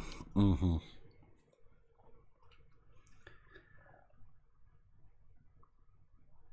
Jem, you could go on to Nathan Oakley's at any point you want to, Jem. I mean, it goes both ways. You can come in here whenever you want. I mean, we did leave. We did do a deal. Nug Life was the parting of the ways, Jem. You showed us. In fact, you helped us to where we are now. And thank you very much. Your abuse that we had over on that server and the names that people got called over there. I think I was called child abuser many times, and I thought that was you thought it was quite funny that happened, and we just decided at one point that it's just not worth being over there. That's why I left personally. People being called child abusers. I think Rumpus might be a little bit obsessed with the shape of the earth. Rumpus is definitely obsessed with the shape of the earth. He's got that test, hasn't he? He's going for the drop. The water. I mean, ridiculous, but... You guys think Rumpus is sincere? Or is he just playing a role? Because he seems like a pretty smart guy. I can't believe he can't see through this. Yeah, I mean, that's one of the things I've been struggling with. Sophist or paralogist. I don't know. I'd like to think that Rumpus is clever enough to be a sophist, but to be honest, some of the conversations we've had, I'm not too sure. I think he's just a what do you call it? A contrarian for the globe model. And what he does is he knows the globe model, and therefore he has an assumption that anybody that he's decided is a flat earther must be argued against. He made the same mistake that Betty made about horizontals being parallel. Rumpus. Can you be a bit of both? Sorry? A funny thought came to my head. Can you be a bit of both? A sophist and a paralogist? Can you be like a parasophist? Yeah, a sophologist. A parasophologist. That's a good ring to it. Yeah, I guess you could have all of the intentions of a sophist, but not actually know the truth value to start off with, I suppose.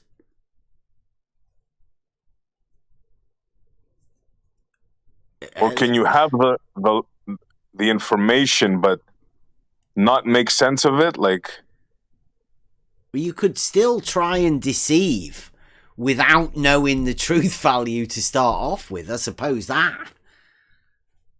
Right? If a sophist is the person that knows the truth and then intentionally tries to deceive, well, you could intentionally try to deceive without knowing the truth value. You could just purposely like arguing, like Dawn. You know, like know that you could go either way and just argue whichever side you want to at every point. Like yeah, that's what I was thinking. A para sophist, like, crazy the things these people come up with. And not them. Sorry, let me rephrase that. Crazy the things that one or two people come up with and sell it to the rest of them, and then the rest of them fight for it. That's what kills me. That's I can't get that. Yeah, it's like people like Rumpus and Jem, and I don't know, to a lesser extent Sam, but I mean I don't know who Sam is within the community, but people are reading the stuff that they're writing, so they're wanting to be shadow giants, right? These are the people that want people to parrot their words. That's why they're doing it. That's why Jem and Rumpus are in the chat now and trying to convince everybody of the opposite of what we're saying. Like we're just trying to make sense of things, and they're trying to make unsense of things. Like reacting to any comment that you make in here, then they're trying to do the same. You know, they're reacting to what you say and expecting that to be a recourse, right? You know, that's the best that they can do because they can't come in and talk, obviously.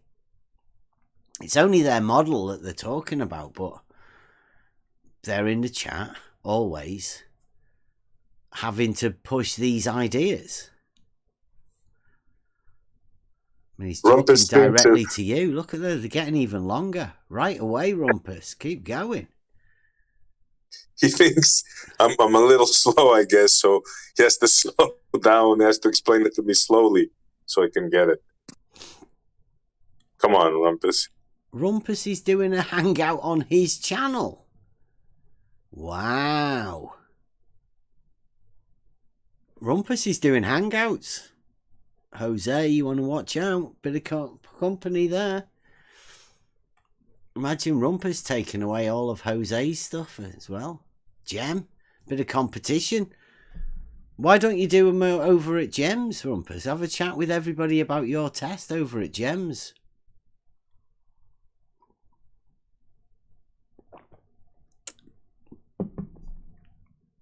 No, Rumpus, I'm not censoring anybody. We just can't allow globe scientists to get excited on our channel.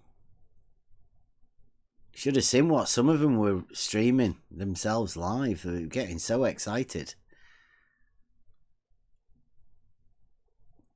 We just can't be allowed. That's not censorship. It's what you have to do if you want to keep your channel on YouTube and all of that. You do the same on your channel when you start doing that, Rumpus.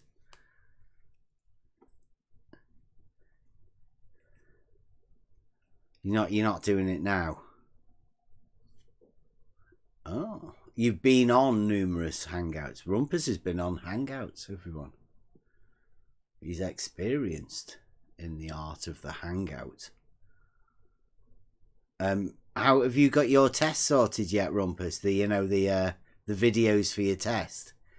We're keen to do that. We've got some stuff that we would like to go over, but I'm waiting for you to put your stuff out first, Rumpus, before we let everybody know what we've got. Oh, I think Jem thinks you're monetized. Oh. Try and do a super chat, Jem. Go on, see if you can do a super chat. That's a low blow, Jem. Come on. It's all right. We don't need Patreon. Jem. I mean, any way to do that. That's all right. Is this the channel you need more views on, Jem? I think I did hear something about that. I think you sent everyone out. I think Jem needs a bit more. Do you want to do like Blue does? Try doing a bit of our content, see whether that'll get you a few more views or something.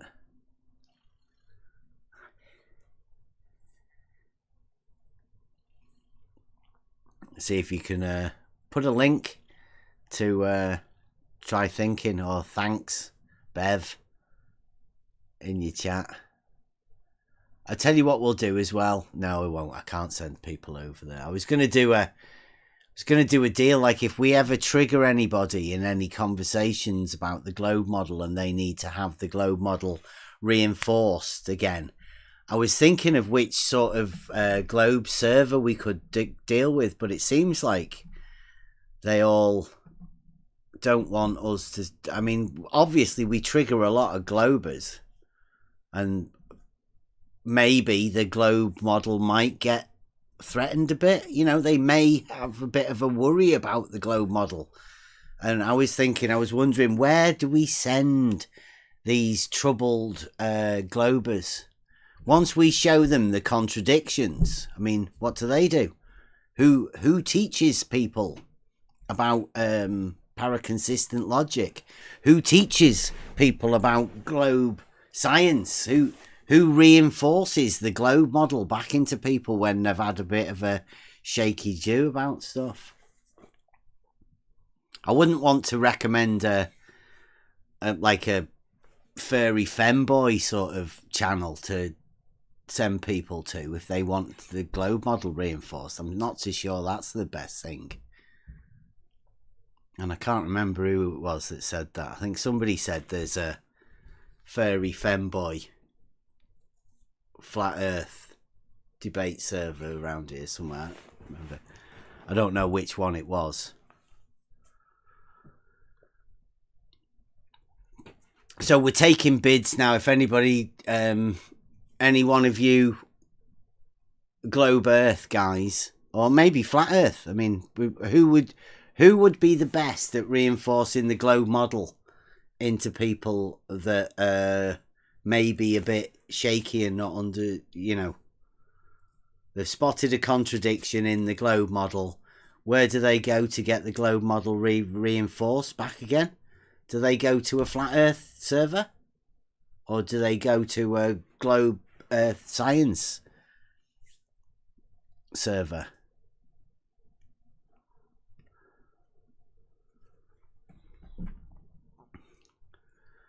I don't know. I'm not too sure. Rumpus, you should start your thing up. We could send everybody to Rumpus. I'm sure Rumpus would be helping. That would be something. Yeah. What would be his opening line on the show? I don't know. I was thinking about that. Good day, good evening, good afternoon, you uttas. Something like that.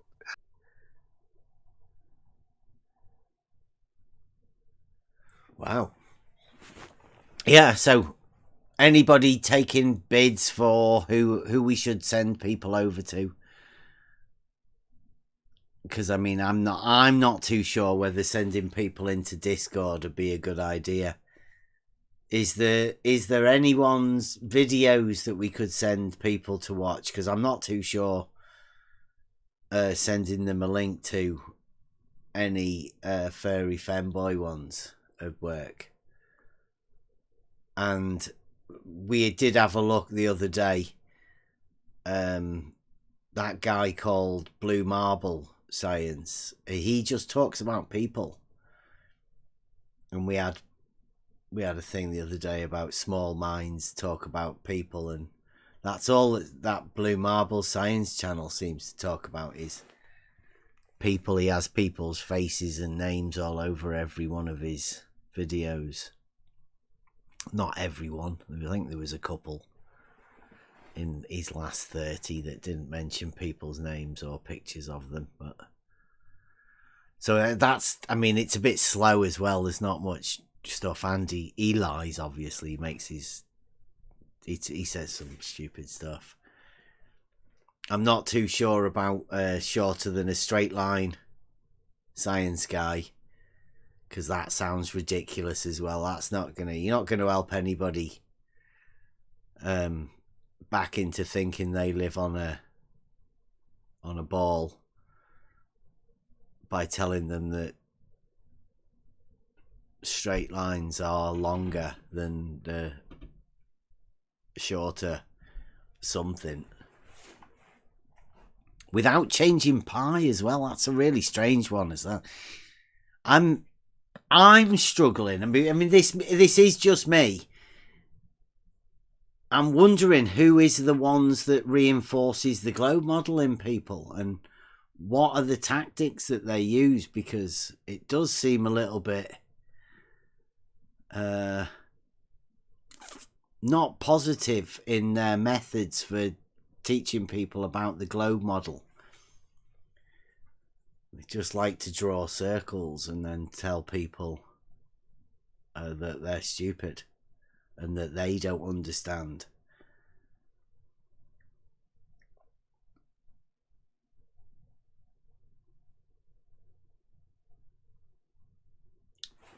Nice to see that we're giving Rumpus something to do. Seeing as he can't use words. I mean, that's interesting as well, because we are going into the Trivium, building on grammar, rhetoric, and logic.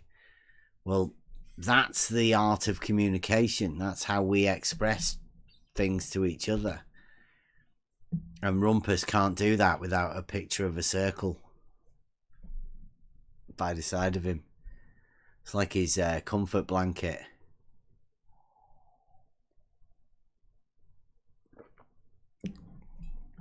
Unless he thinks it's some sort of his wizard trick. Somebody gave him a picture of a circle and said, if you carry this around with you, you might be able to convince people I live on it.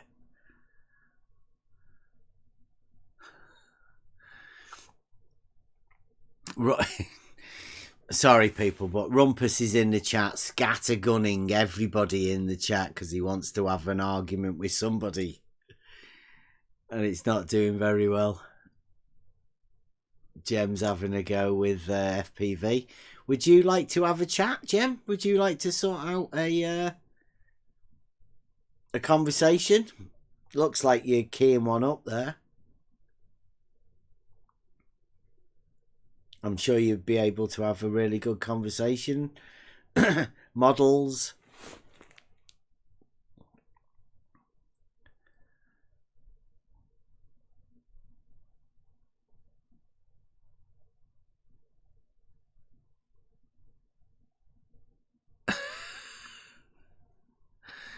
Earth's geometry. I heard somebody talk about those geometries. You know that MacToon completely had to redefine what a flat earther was rather than explain what flat earth and globe earth geometry were. It's a fantastic way that people manage to avoid a question by just stating something else.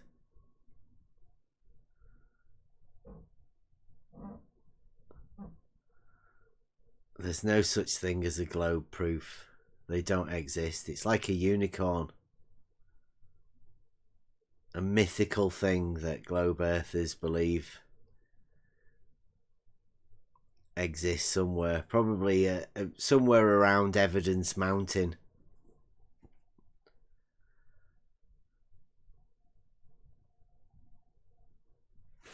One of the wonders of the world.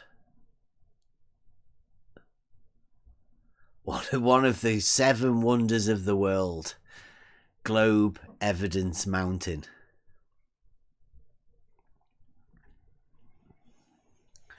Just covering up globe proof.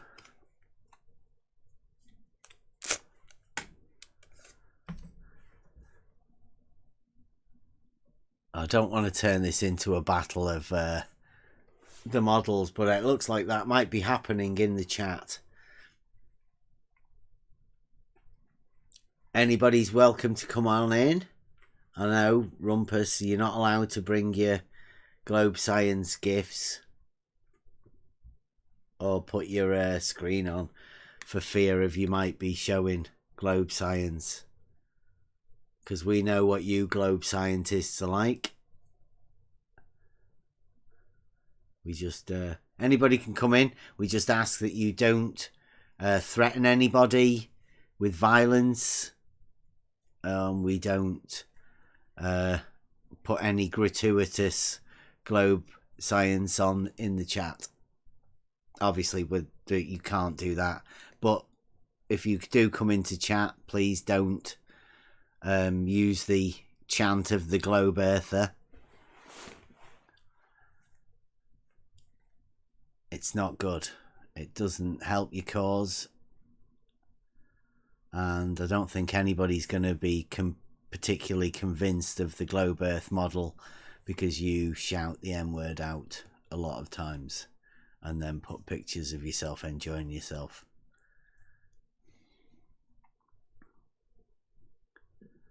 Stop lying, Rumpus. We don't censor counter arguments. Counter argument to what? You're just ticked off because you want to do diagrams and take over the voice thing. Come on now. You can come in and talk anytime, you know that. Stop it. We can all imagine a picture of a circle.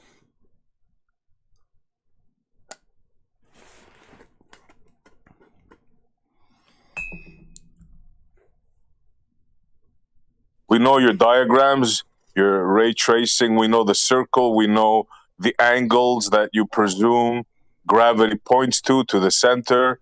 We know your level at each point. We know all that. So all you got to do is say that.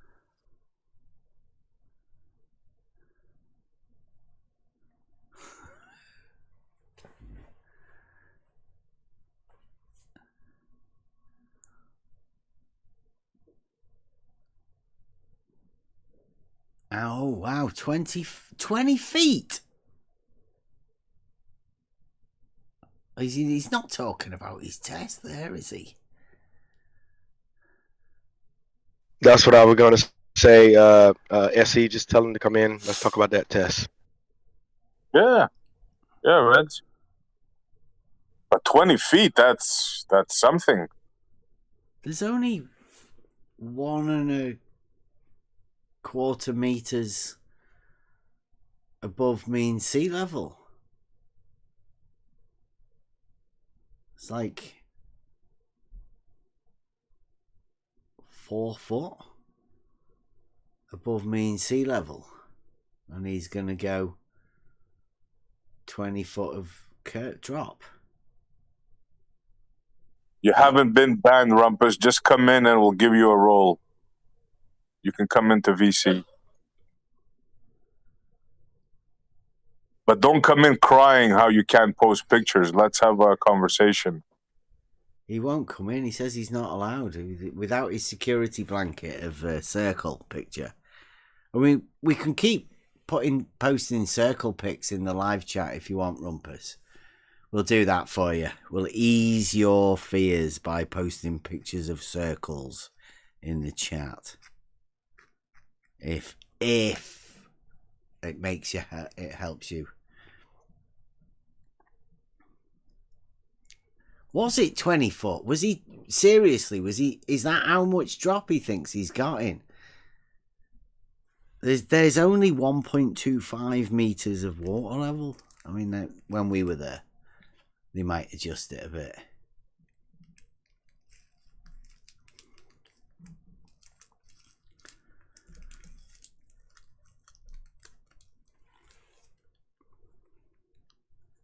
And it's a pity we can't do a Buster meetup, but we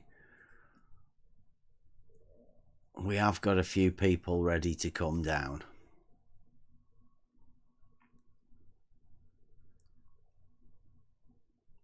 And I think, Rumpus, I've got a test sorted. 500 quid. 1 mile. Optic test.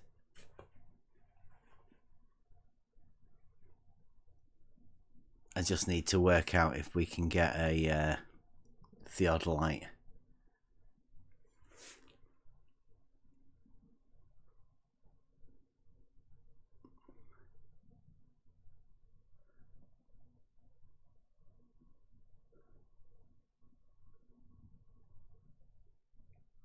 Definitely not the songs. The songs are awesome. Shout out Buster.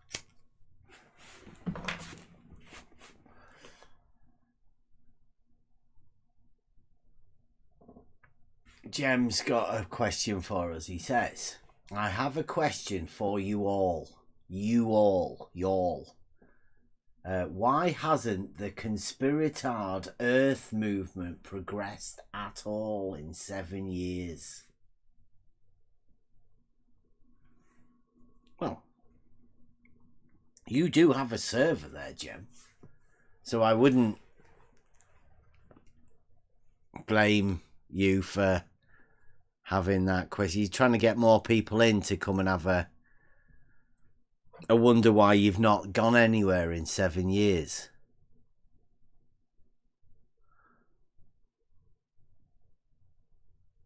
Yeah. I don't know, Jem. I don't know why your conspiratard Earth movement hasn't progressed in 7 years. Where have you gone to? What have you done? Where are you going? What's your plan? Do you want some help? You've probably seen what we're doing, and you want some help for where you're going next. I don't know where you're going to go, Jem. We're going into logic and geometry. We're moving forward with positive proofs. Where have you gone? How's the Troll Team 6 movement going? Has that got some new progress?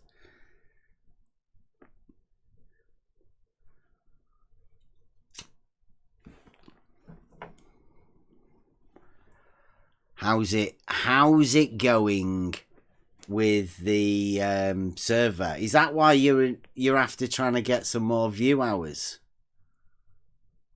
You part of your plan for going forward 2022?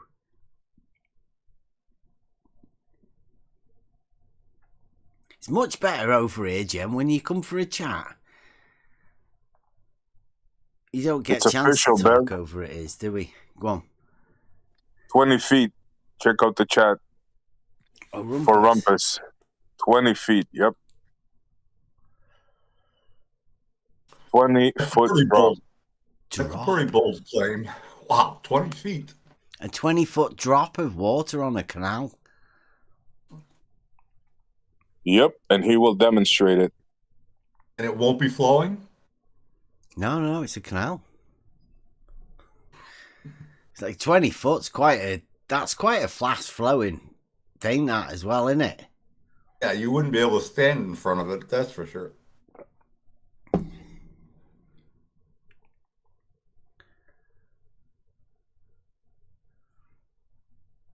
There is no debate, Rumpus. There never has been a debate.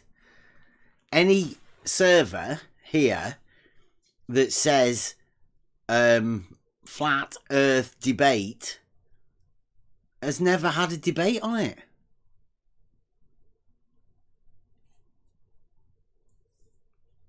I asked you.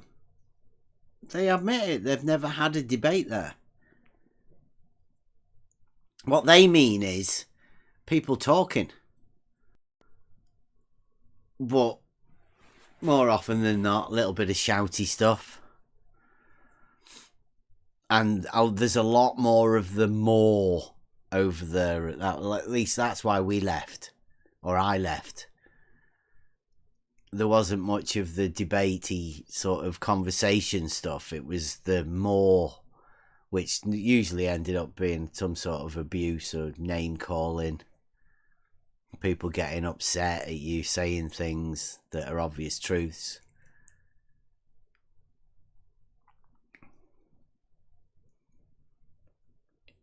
So I'm thankful for Jem doing that to us, showing us that obviously we gain nothing from being over there other than knowing to not be over there, not to waste time. Yeah, that was when the who's trolling who started, right? Yeah. They thought they were trolling us. Lo and behold, we were trolling them. Shout out to Nug Life. Thanks for that, Jim. Yeah. Hey, buddy. Showed us the way. Who's trolling who, Jim? What about Blue? Who's trolling who, Blue? Blue just sent me a last word DM before he banned me, or whatever you do when you can't DM each other anymore. he said that all his assumptions about me are right, that he knows everything, all that I'm thinking, all that I'm going to do. He just assumes he knows that. Called me a few little names and then left. He had to get the last word in, right? And then left because I'm scared. Is he going to make a video about you? Probably. Yeah. Yeah, a few little nuggets of lies in there, a little deceit, a little deception. What do you call them? Easter eggs? Yeah. Blues, Easter eggs, and balls flying around everywhere. But, yeah, Mono Affliction Monday going good. Glad to see everybody here. Thanks, Jim, by the way. Who's trolling who? Yeah, and I do mean that as well. Thanks, Jim. You showed us how worthless it was being over there. How little we gained. Well, I mean, I say we gained little. I did learn a lot. I learned how adults can convince each other of a model. How in order for you to have a model and not have anybody ask you questions about it, right? What you have to have, it's needed for you to have an echo chamber of people that are there that block out any idea of these the model being questioned. So there's a lot of people that have to reinforce the model on people, but I mean there's a lot of paralogism going on. Treat people so vile and despicable while calling them vile and despicable. Like the projection. It's amazing. Like I give them kudos. Like it's hard to do, right? What they do is hard work. They must be exhausted at the end of the day.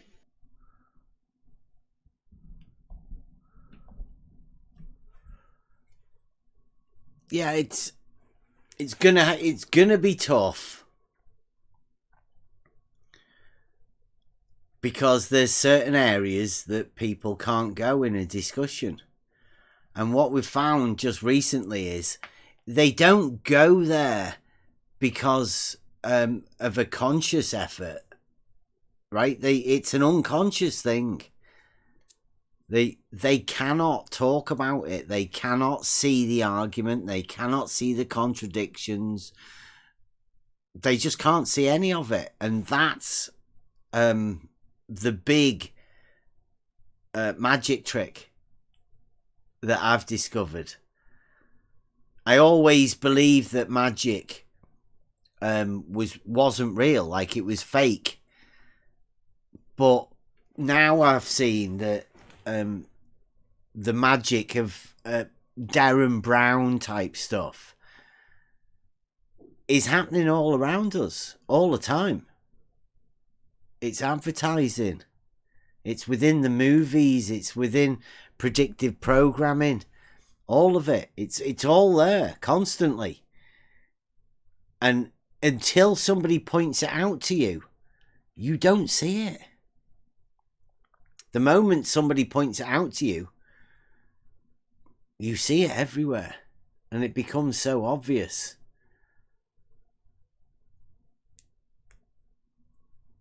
That's what having a group of people that will challenge you, and you allowing that to be challenged. You allowing yourself to be challenged. That's where the gains are. The gains aren't when you shut people out of conversations. But that's the Globe way. Well, not just the Globe way, actually. That's the model way. Models both sides.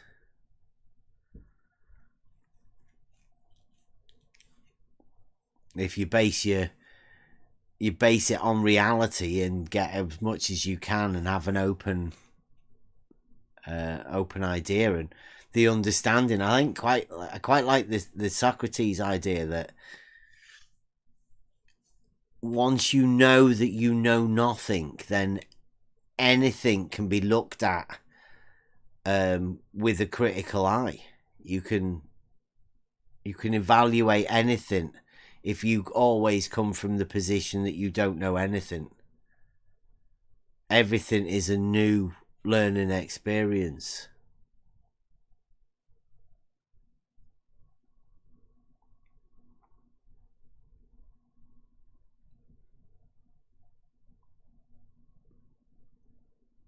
I would like to see Rumpus's test plan out and the geometrical way he's setting it up, all drawn out, orthographic, elevation profile,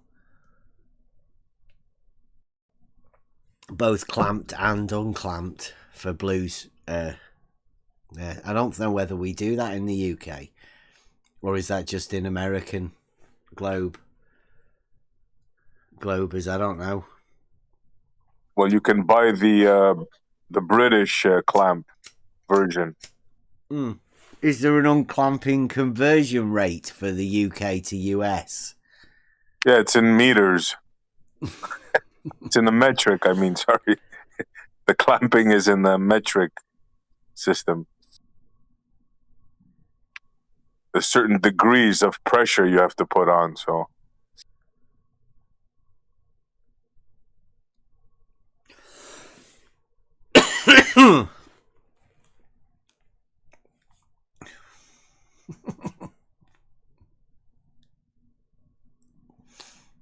Unclamp that hump.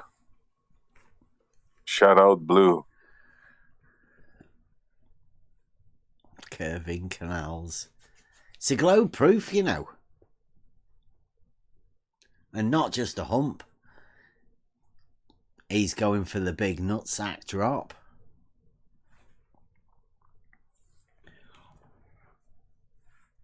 That's courageous. Yeah, if you're going to do it, you've got Rowbotham, Wallace. They both went for, there was a bit of a contention, bit of a bet going on. You know, who knows? Could be one, could be the other. Rumpus is coming along 2022. You guys, get out of the way. We're going for the drop. 20 feet. 20-foot drop. But a not drop, I think. A drop that doesn't drop. Yeah, the non-flowing water drop. 20-foot non-flowing water in a canal. Slope. Slope? Slope? Water flow. Slope? I don't know. Blue says it's a slope. You know, well, then water would be flowing. Right, Blue? It's a non-flowing water slope. That's going to be a tough one. It's a globe. It's a tough sell, that, isn't it? You imagine trying to sell that. Well, it depends on the distance. Because if you put water at one end of a 10-foot pipe, it will not flow to the middle. But if you extend that 10-foot pipe for miles, And keep it horizontal, right? You've got that to remember. water will start flowing to the center. Yes, sir. Yeah, water flowing on a horizontal pipe to the center, governed by length. From either end. And building up on each other. Yep. Building up on water, holding its own weight, building up. A hump 90 feet tall in the middle of Lake Pontchartrain at the 12-mile mark. Well, Rumpus has got 20 foot. Rumpus, I know it's not quite as impressive as a 90-foot one from Blue, but Rumpus is going for the 20 foot. Oh, it's only 20. Yeah. Okay. Still an impressive hump of water he's standing on, isn't it? It's a pretty big hump. That's 2 stories of water. Yeah. But he's at what, 6 miles or is it 6 kilometers? 6 miles it is. 6 miles. Yeah. Mm-hmm. Oh, 6 miles, there's 20 foot? Yeah. Yeah. Yeah, but Lake Pontchartrain is 24 miles, 12 miles to the center. Yeah. Yeah, 90 foot you've got. 90 foot. Well, that's what Blue said. Yeah. Now that's a lot. So half of that would be 45? And Rumpus, half the distance, is 20. Pretty close. Well, it should be quadratic, shouldn't it? Yeah, don't work like that. Model. Yeah, I know. He won't be able to do the maths, though. He won't understand. I say I'm looking for the picture of the GIF where we went over there, but it takes ages to load up. So let me get this straight now, just so I'm not sounding, I don't understand what they're saying. If there's, let's just say it is a 90-foot hump, you put a tangent line as a pipe, and it's only touching at the 12-mile mark, and you extend it 12 miles in every direction. It's going to be 90 feet above the water on the other edge, right? If it's a 90-foot hump in the middle. Yeah. That pipe on the... Okay, so now you pull... Yeah, on both ends, 90 foot above the shoreline, north and south shore. And if you pour water on the north shore of the south shore, it would flow to the middle. A horizontal. Yeah. Uh-huh. Mm-hmm. I don't buy that. I don't buy any of it. Guess that's why I'm here.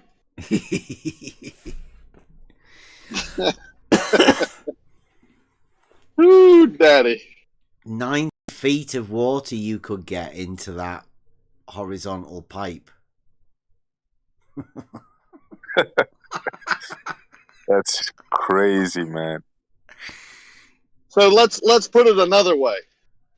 In theory, if you could pull a line from your shoreline to shoreline where the water meets the shore on north and south shore, in the middle of that 24-mile fishing line, there would be 90 feet of water above it when it's pulled tight as a cord line, right? Right, Blue? It would have to in their model. Yikes, man. That's a tough one right there, I'm going to tell you. But, I mean, you've got to be careful with this, right? Because you're only saying some stupid shit that some stupid person's told you to say, true. Right? It could be one of those Easter eggs. Yeah. One of the we little are laughing as we say it. Yeah. Yeah. One of the little small deceptions that Blue, the non-deceiver, the Easter egg guy likes to put in all of his stories. Right, Blue? Who's trolling who, buddy? You can't delete. You can't run, Blue.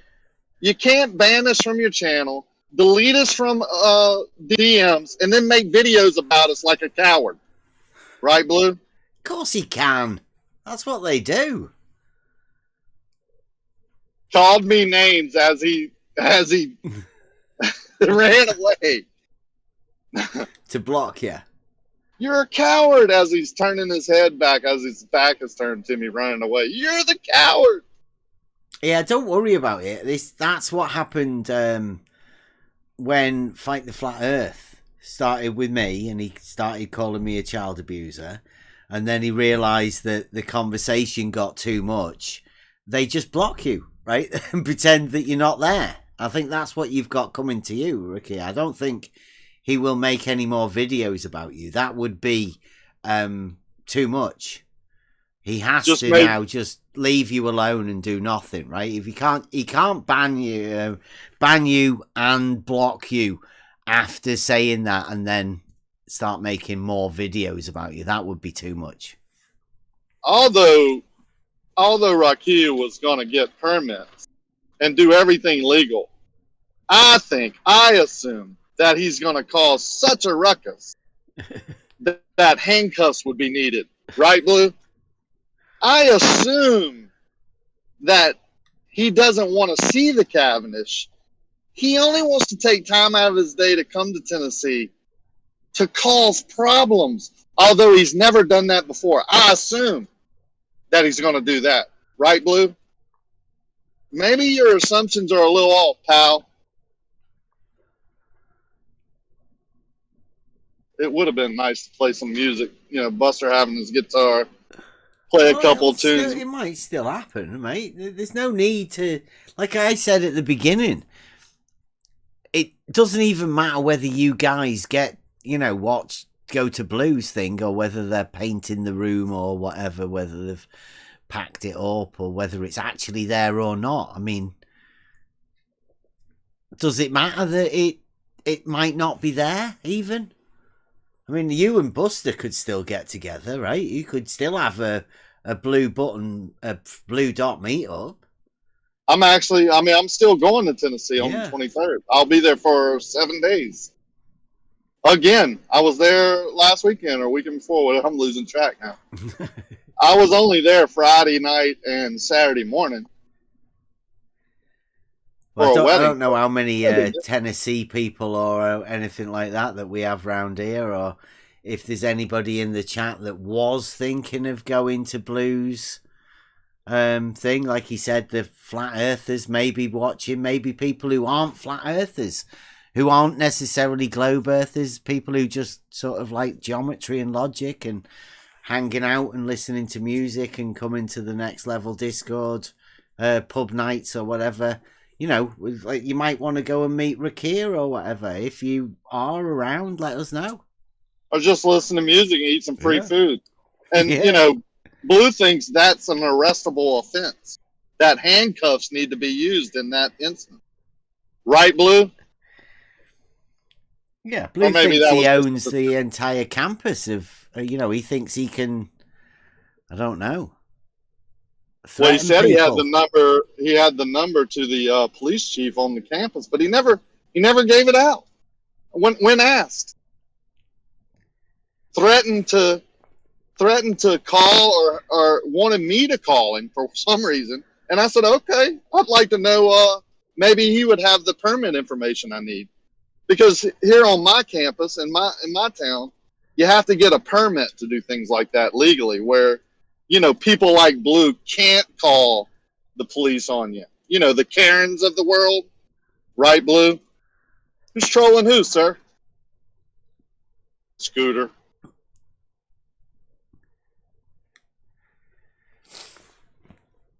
All about proof, isn't it, as well, tonight, right? The proof of the things that were said were not there.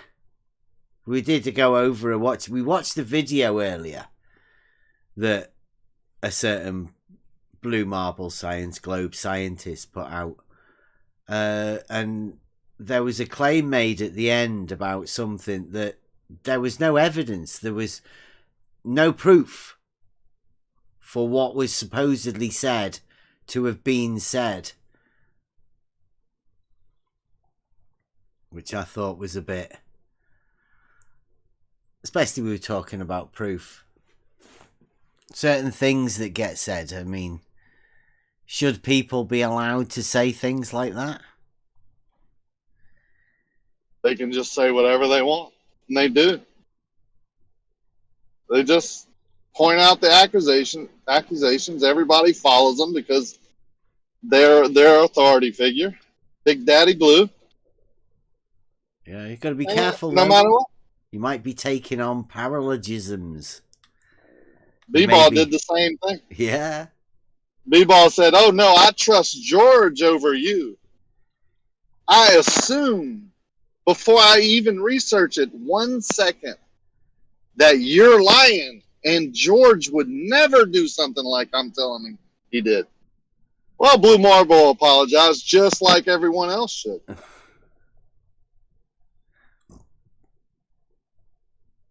Pretty sad. Yeah. But I think we brought it on ourselves. I mean, this was the plan, right? It's not like it's this is taking us by surprise. We planned this a year ago. We knew it was coming. It's coming trickled down, That we knew they were going to have to start curving the horizontal, start making things flow without slope, or call it a slope when there is none when it's horizontal. We knew they were going to attack us. We planned on the name drop to flush out all the, I don't know what you call them. I mean, it's beyond doxing, but we flushed them out in a week.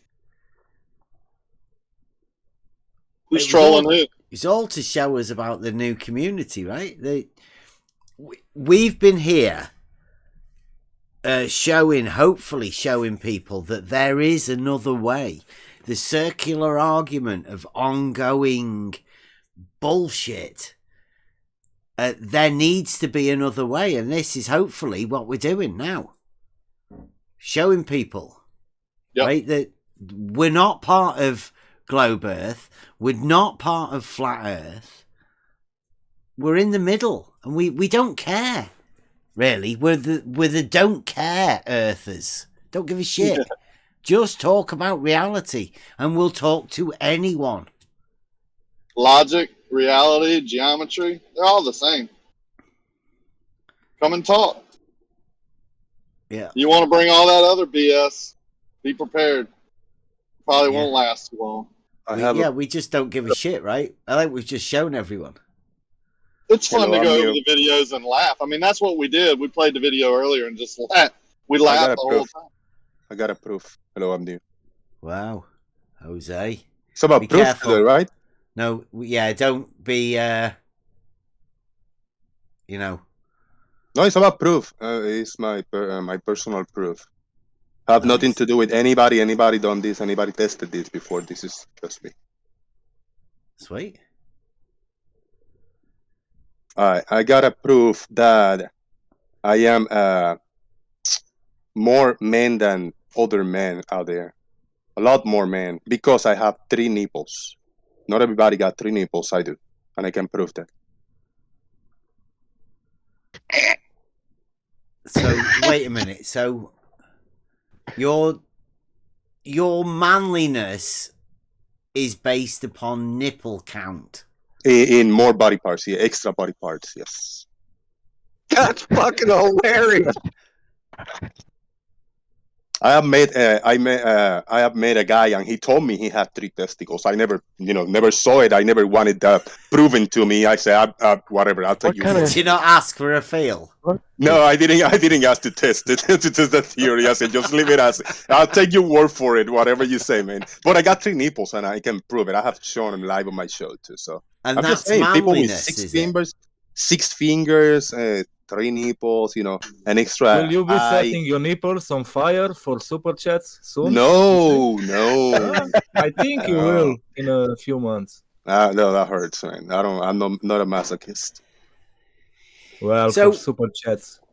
If there was a lady with 3 nipples, would that make her more of a man?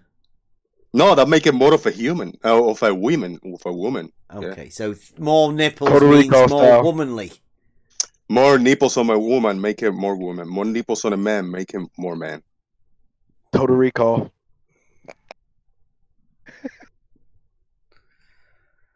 Okay. Yeah, it don't matter the gender. If you're a man and you got extra parts, you're more man than the others. If you're a woman and you got extra parts, you're more woman than the others. You know what I mean? Well, that's paralogism. logic. No, that's a paralogism. It doesn't like the logic. conclusion that you come to is based on like really faulty premises, right? It doesn't follow. So if I meet a man, a person with 3 eyes, an eye in the forehead, that makes that person an extra special. So if he's a man that I see, whoa, that dude has 3 eyes, he is more of a man than I am because he got 3 more things on him. No, I don't think that's the way it works, Jose. Well, you want to change the logic? Tell me what the logic behind having extra parts then.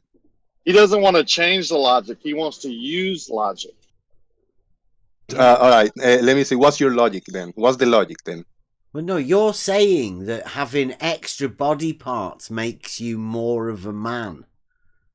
Yes, because I'm a man and I got extra parts. Yes. Okay, so what about, let's say, for instance, I've got bigger fingernails, right? So I've got more fingernails. Does that make me more of a man? No, because anybody can grow their fingernails. That's not something that you have extra on your body. You know, I've chopped the end of my thumb off. Longer nails. Wouldn't you have to prove you're a man first to use that premise? Well, I'm not gonna porn bomb you of showing you a picture of my penis or my balls or nothing like that. That doesn't prove you're a man.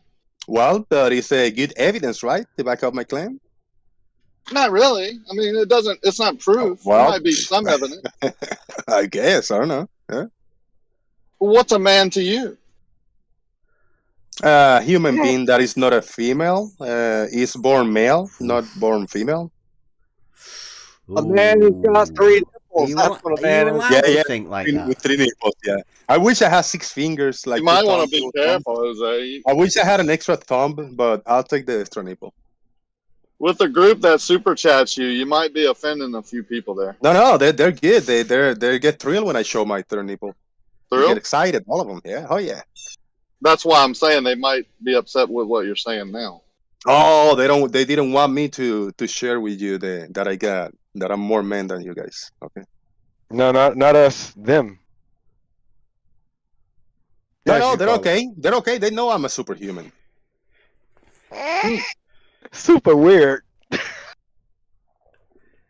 Nothing wrong with having 3 nipples. Just using it as proof as more of a man might be a little illogical. But hey, man, good luck to you with that. How's it working out for you? So that's the proof. Yeah, no, I'm just saying. I'm in topic. I got a proof that I'm superhuman because I got 3 nipples. Okay, so in your logic, how many dogs do you have? 3 or 4? That has nothing to do with me. No, me you're a personally. man. You're Things a man. that I owe doesn't have to do with things with I am the way I'm born with. We are born naked. We're not born with material stuff or dogs or nothing like that. Unless, are you born with dogs, with a dog part on you? You gotta tell. Would that make me more of a man? Hell yeah, man! I think if you gotta tell, it would beat me. It would be my third nipple. There you go. I have no deformities that I know of. I have a couple moles. No, that's not a deformity, bro. It's a gift. What if I had more moles than you, or more freckles? Would that make me more of a man? No, that's something that you grow as you grow older. What if I reproduce more than you? Would that make me more of a man? No, that It doesn't. wouldn't? Yeah, nope. That's what men are, meant to do, right? No, man. But if let's say if I had a third ear, an ear underneath my right ear, that makes me a more man than you. What if I provided and protected people around me? Would that make me more of a man than you? No, you just you're not good at examples on what extra body part means. So extra body parts is the only thing that makes a man more man Yes. than another man. Yes. That's your logic, Jose J.G. Gonzalez.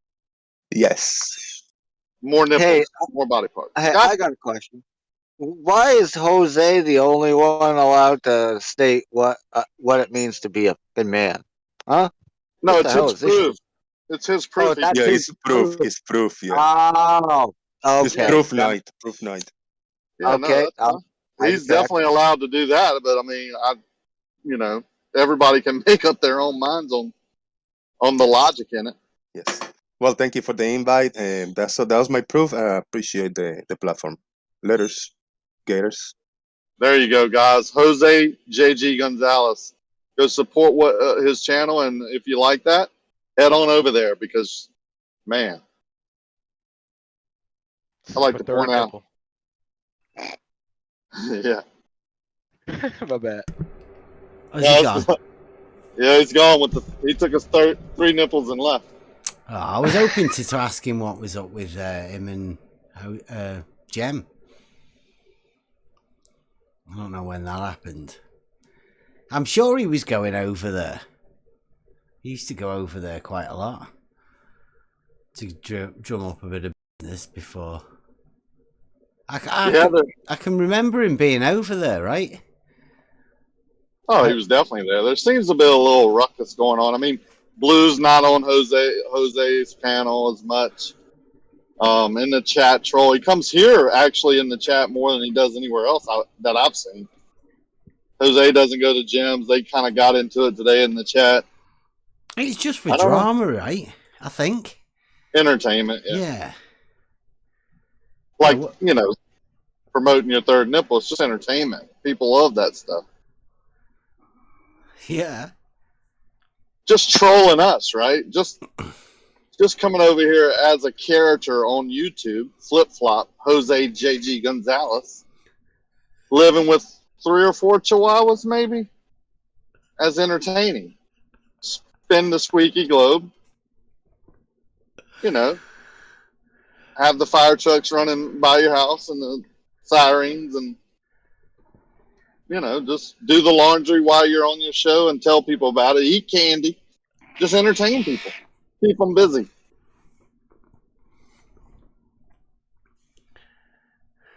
For what you like.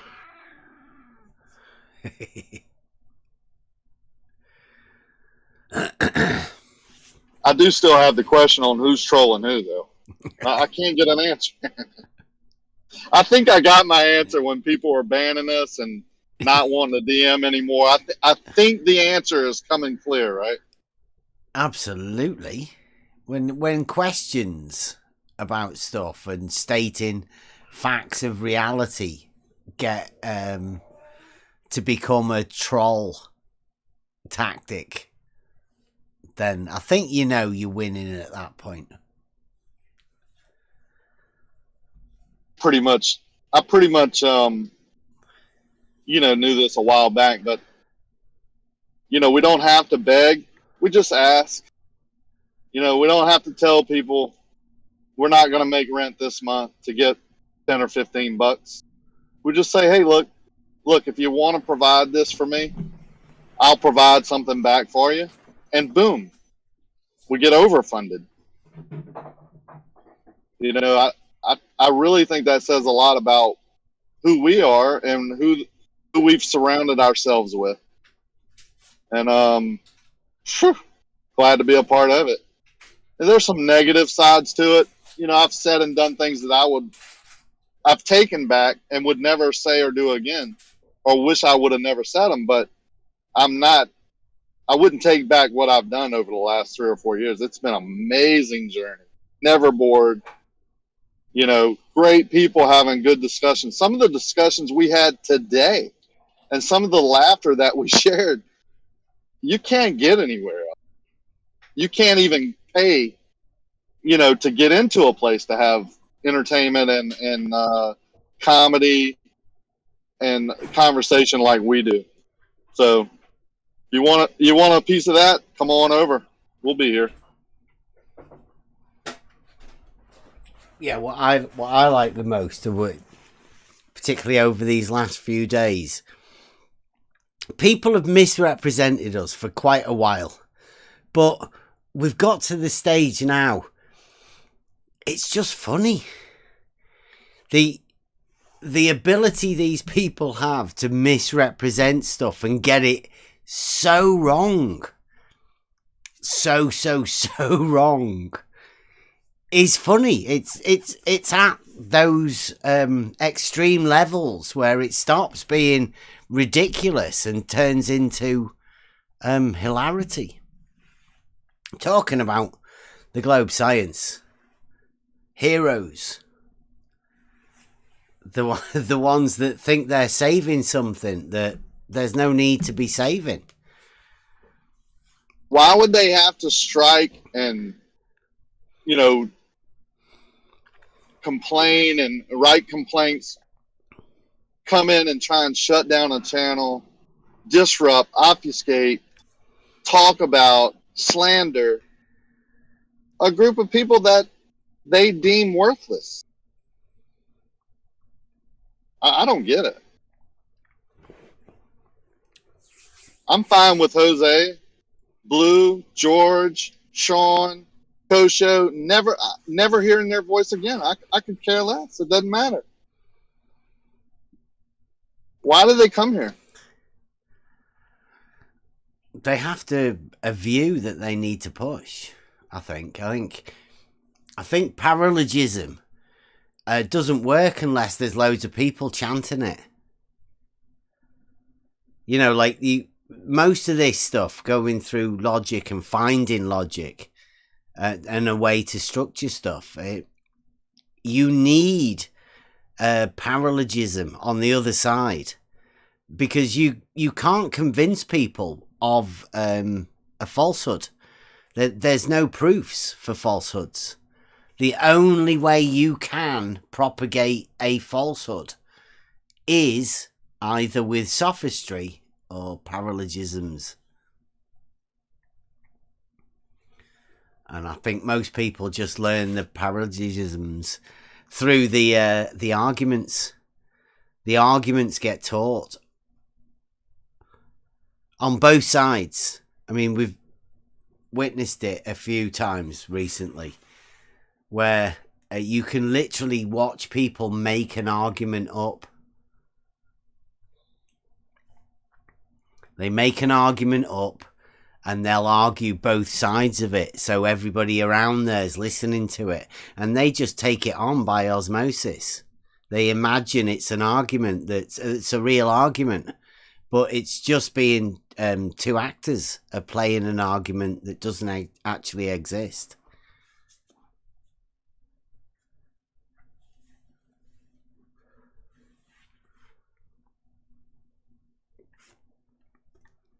Some people know about the arguments and the sophistry and how to push the arguments. Other people are just there to troll in within the thing. And whenever they're faced with this sort of thing, they have to bring up arguments like three nipples. I mean, there you go. Really? That's a proof. Really?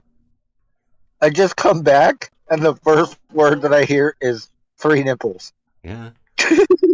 Jose says that's a proof of him being more of a man than somebody else. No, I know. I heard the whole conversation. I just went in to go get a smoke. I come back out, and the first thing you say is three nipples. I'm going to have to go to therapy for the first time in my life because of the excitement of the Globe Sciences the other night. I can't get it out of my head. I can't get it out of my head why someone would post that, even if it was possible or if they were doing it, or, you know, like, what are you trying to do here, Globe Science? I mean, calm down, control yourself, right? And maybe seek a little help. I don't know. We'll fund it for you if you need it. Oh, man. I haven't laughed so hard in my life in the last, like, you know, it's supposed to be the worst week when people get all that happens. We have laughed and laughed and laughed, and they don't get it, right? Who's trolling who? It's very simple. They hate it. They don't even understand that we planned it. Like, joke's on you, man. We're telling you, and you're still getting trolled by it. It's weird. I think they're model afflicted. Is this model affliction Monday? It is. Yes, sir. Is this model affliction Monday?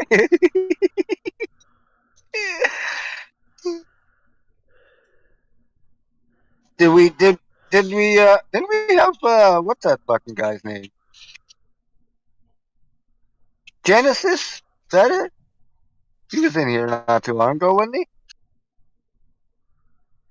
he? Yes. I want to party with that guy. He only comes in on Free for All Fridays. Yep. Yeah, when he's a little doused with the 90 proof. He knows what proof is. 60, 70, 80, 90 proof. And who was the guy? The guy that said that he saw the sun below 30,000 feet or something. That was F.E. Pilot, right? I think it's Pilot. I think it's F.E. Pilot. He's definitely not a pilot. Pillock. Yeah. F.E. How many engines do you qualify for? He rides jet skis for a living. Ricky, how many engines are you qualified for? All of them. All of them. As a pilot, a commercial pilot, what certifications do you have? Which engines can you fly? All of them. It flies. I can fly it.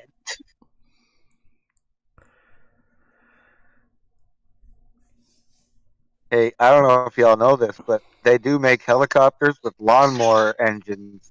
You all got a certificate for that, right? All of them. Hang gliders. Yeah, he didn't last long, did he? And it seemed like a big character, but he's gone. Been and gone. He didn't last long at all. Strange. It's almost as they though... gotta buy a new computer. They burned like 500 characters. Yeah, it's like he has to learn a whole new character. They gotta go to a new country because they've taken all the IP addresses from theirs. The character obviously didn't work. I'm wondering why they've never brought back the surveyor character again. They keep trying with those ones, but they all keep failing. There should be another one due to come around. Probably because they weren't. Probably because they weren't surveyors. They were the, what do we call it? Curveyors. Curveyors, yeah. But they need a new one, don't they? They need a replacement. Oh, and yeah, since Jesse isn't going to come back and Jeff's gone, like, who are they going to have? Larry's obviously still around somewhere, but not coming round. Larry Scott? Mm-hmm. Yeah, I think I seen him in the chat the other day. He did the concrete is following the curvature of the earth at 2,500 feet? Yep, that one. That Larry. Hmm. The 2-inch half-a-mile drop, Larry. I still want to see that video. Yeah. I do too. I paid $100 for it. Right, Jose?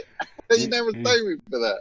Yeah, I said we'll have to do a conveyor week because we can go over the bridge, we can go over the parallels, we can go over the stolen concept, we can go over Larry's stuff, we can go over it all, right?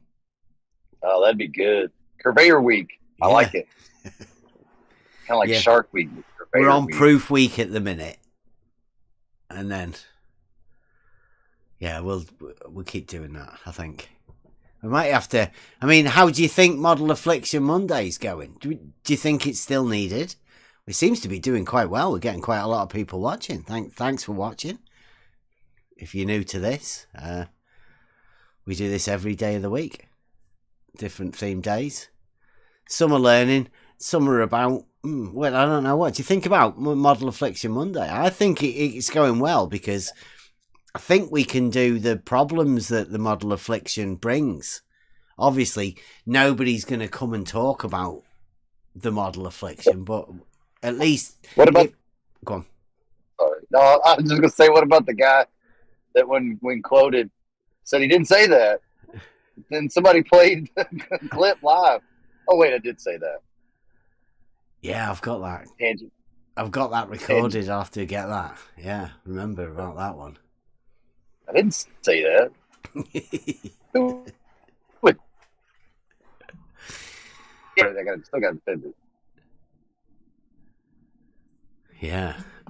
Oh, I'll have to go over that, like I say. Remind me afterwards. I'll put it right out on the board.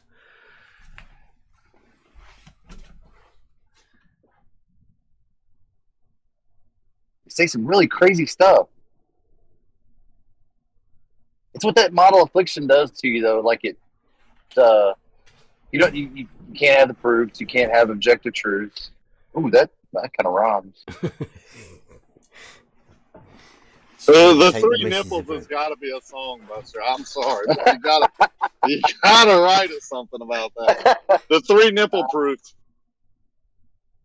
I try to keep my all right things to, because I don't want to give some people the credit. We can keep it private and just laugh. Yeah. All right, one night we'll do it. Yeah, I'd like to mention Jose, though. I'd like to give him a little credit. Jose J.G. Gonzalez, the three nipple proof guy, he made me pay $100 to get that video from Larry Scott, knowing which video I was talking about and that it was on his show. Yeah? It's almost extortion, but I was willing to do it. It's for a good cause. We've already laughed. We've already had $100 worth of laughter out of it.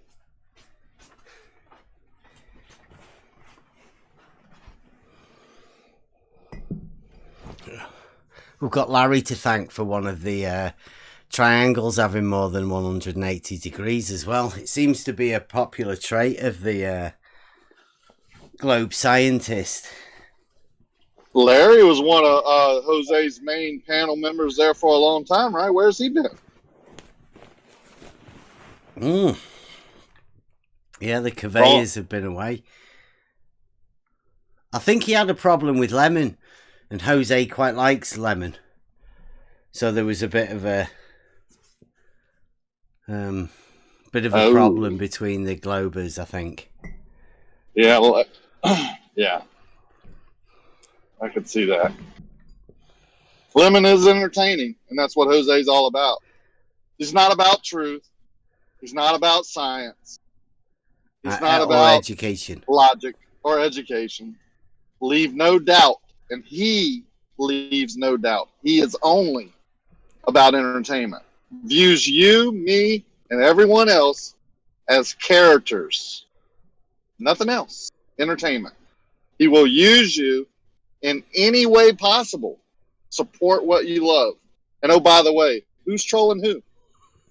Nameless, faceless internet potatoes. Yes, sir. For entertainment value only.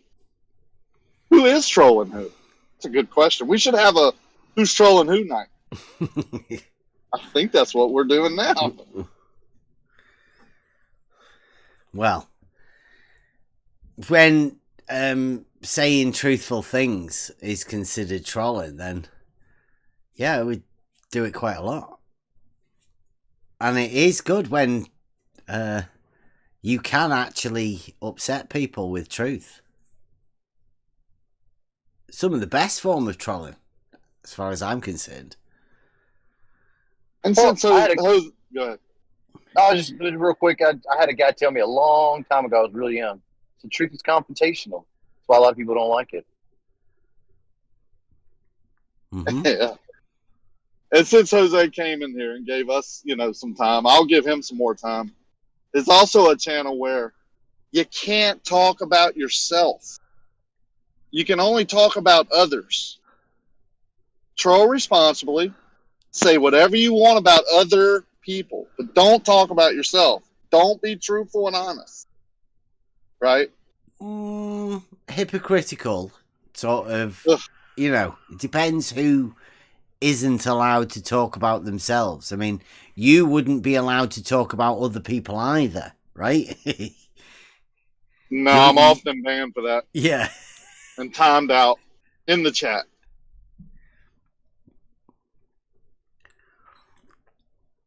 Yeah, it does seem like there's a lot of these let's call it personal attacks or targeted attacks by certain individuals from the globe side, globe Earth scientist, let's say, because it seems like one of the globe Earth science proofs is just to deny basic facts of reality and shut down conversations. That's what we've been dealing with. The moment we started talking about logic and proof seems to be the point that we started getting pushed out big time.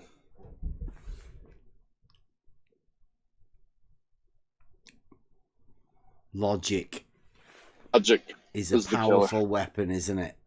It's a powerful weapon in the search for truth. And it wasn't just other, like the baller shows, so to speak. It was everywhere. We tried to bring it to geos, and it just wasn't allowed. It was kind of like, oh, okay, go, do this, but then it was pretty well shut down and definitely wasn't promoted. So here we are. At least we know now, right? Yeah, this is it's coming from a good position at the minute, because at least now we know where we stand. Before, we didn't have a clue where we stand, and 1 week is all it took. Started a little bit before that. A weekend that we had talking to a prominent flat earther sort of signalled the beginning of us moving away, and this is where we are now. We have the best music guy, shout out to Buster, world famous. Best geometry guy, shout out to Bev. We have the best fundraising crew, shout out to Mike and all them guys. We have the best Canadian something residents. Shout out to SC. He's probably laughing right now. What don't we have? What do we need now? A graphic? We need a graphic guy. Oh, and don't forget, never forget that Rob Kine is ours. He's on our side, y'all. You can't win. Where is he? He must be listening in, Rob. Be at work. Yeah, I'm sure he is. Shout out to Rob. Yeah, and DP. Don't forget DP's the graphics guys. Graphics guy, DP. We got the turnip, my number 2. Cartoonist, turn up. Animator. The hardest working guy I know for a week. We just need that graphics guy, I think, to complete the circle. We got the graphics computer coming. Bev's going to learn. He's self-taught on the computer, so he's going to teach himself all of that. I have no doubt. Oh yeah, that video editing. I'll be whapping them out. Let's say. We're going to be focusing more on the shorter videos. I think because we're going live every night.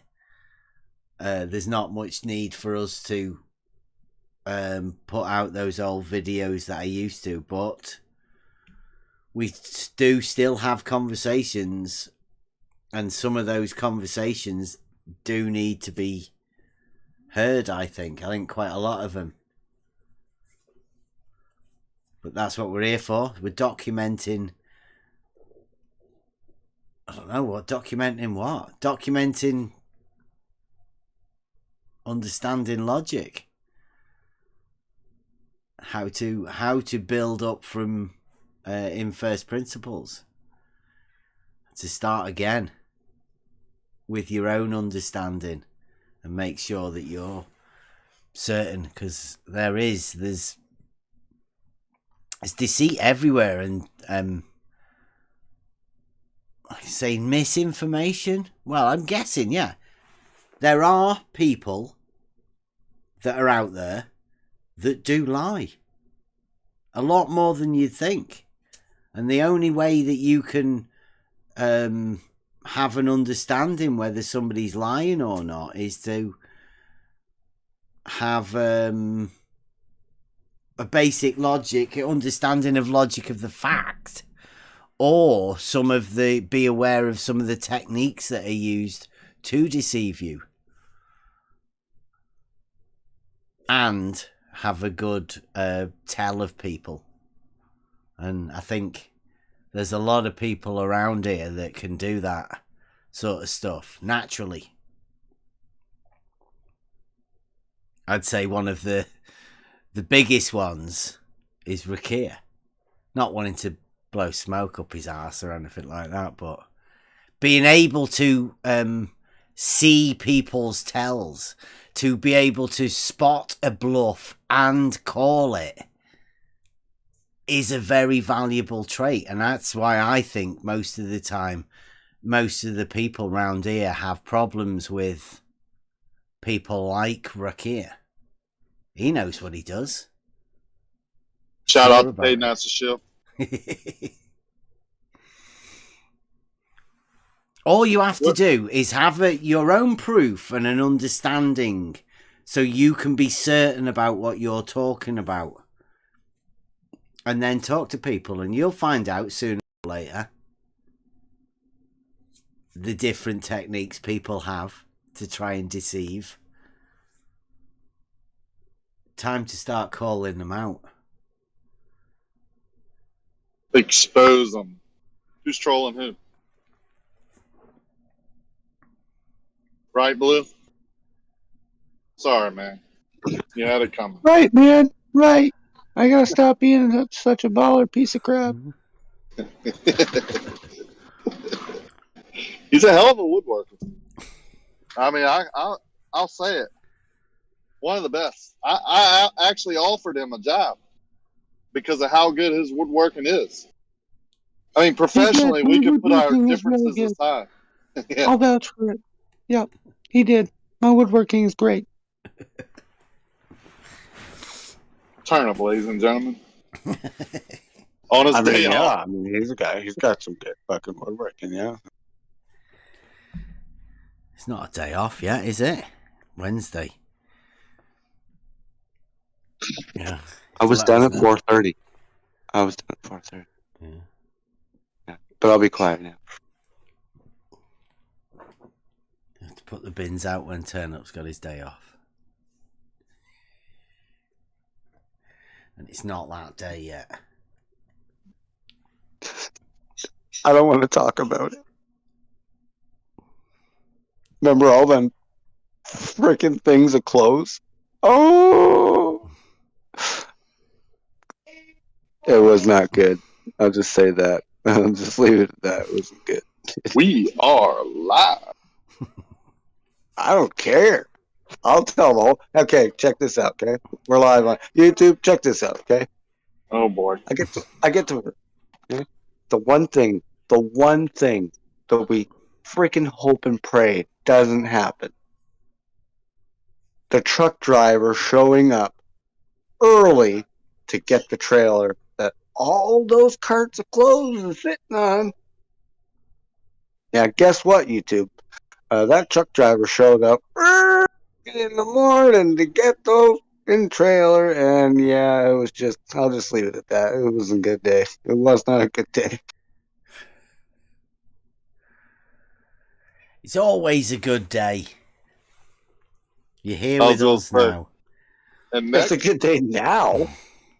And next, Canada's weather.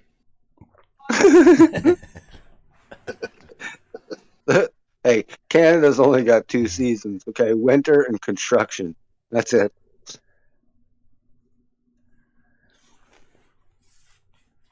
Yeah, what do you think about us doing a podcast? Could we do this as a podcast? I don't know. Yeah. I don't know what that means. I don't see why not. Oh. Getting people's opinions on works, getting people's opinions on home improvement, but we go through so many avenues. Come on in, YouTube. How many people we got on here? Actually, I haven't even looked today. 54 now. We were up to 71 earlier. It's a new record. Thank you. Setting all kind of records this week. Yeah. Proof week this week. We do obviously model affliction proofs and how the model afflicted can't have proofs. Tomorrow we'll do logic and we'll talk about the logical understanding of proof and how you can make a logical proof. And we'll build up on that, I think. On Wednesday, Askin said we should go over Let's Go Brandon. See whether we can bring Brandon back to talk about a misunderstanding about a test. And then on Thursday, we will go over the geometric proof for the test. And then Friday, free for all Fridays, everybody come round. I think that's pretty much set with, we're all right for that week, I think, now. Monday, Tuesday, Wednesday, Thursday, Friday. UFC weekend, and then have the weekend off. Party time. Have a film night or whatever we do at the weekends. Go over other people's videos. See what other people have said about us during the week. That's if anybody can be bothered watching all of the videos of the other people that talk about what we're doing. We had a little bit with Spasticus. Sensitive. Mr. Sensitive did a video talking about Blue's video, misrepresenting what Blue said and slandering us. So we went over that. I've got that little tiny video to clip together. It was only 10 minutes that he was talking about us, but he did do a lot of slandering in that 10 minutes. Because I don't want to be getting into drama within this. We're trying to get out of the community, but I guess we have to defend ourselves. We can't just stand aside while people are making lies up about us and misrepresenting what other people have misrepresented already. It's like a long chain of misrepresentations of what we do. So we're here. Anybody can come in. I don't think we've had anybody wanting to come in. Extremis is in here. I don't know why he's on deafen in the middle of the show.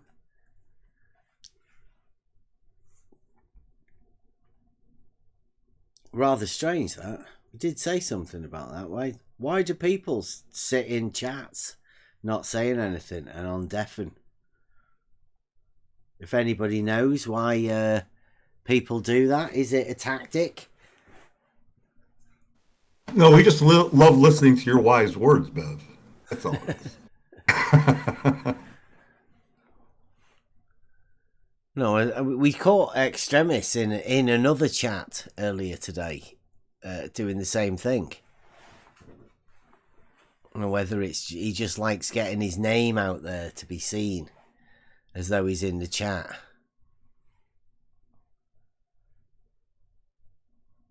Just strange. Most everybody else that comes in here to chat. Just weird that people come in here to go on deafen and not chat.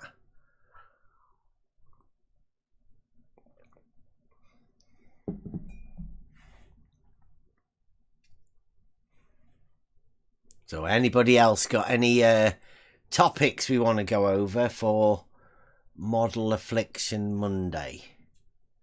Otherwise, I think it might be time to shut it down and go to the after party. The after party won't be recorded. It's just us chatting in Discord. Anybody got anything? I'll be queuing up a Buster song then. Anyone in the chat give us a Buster song you want to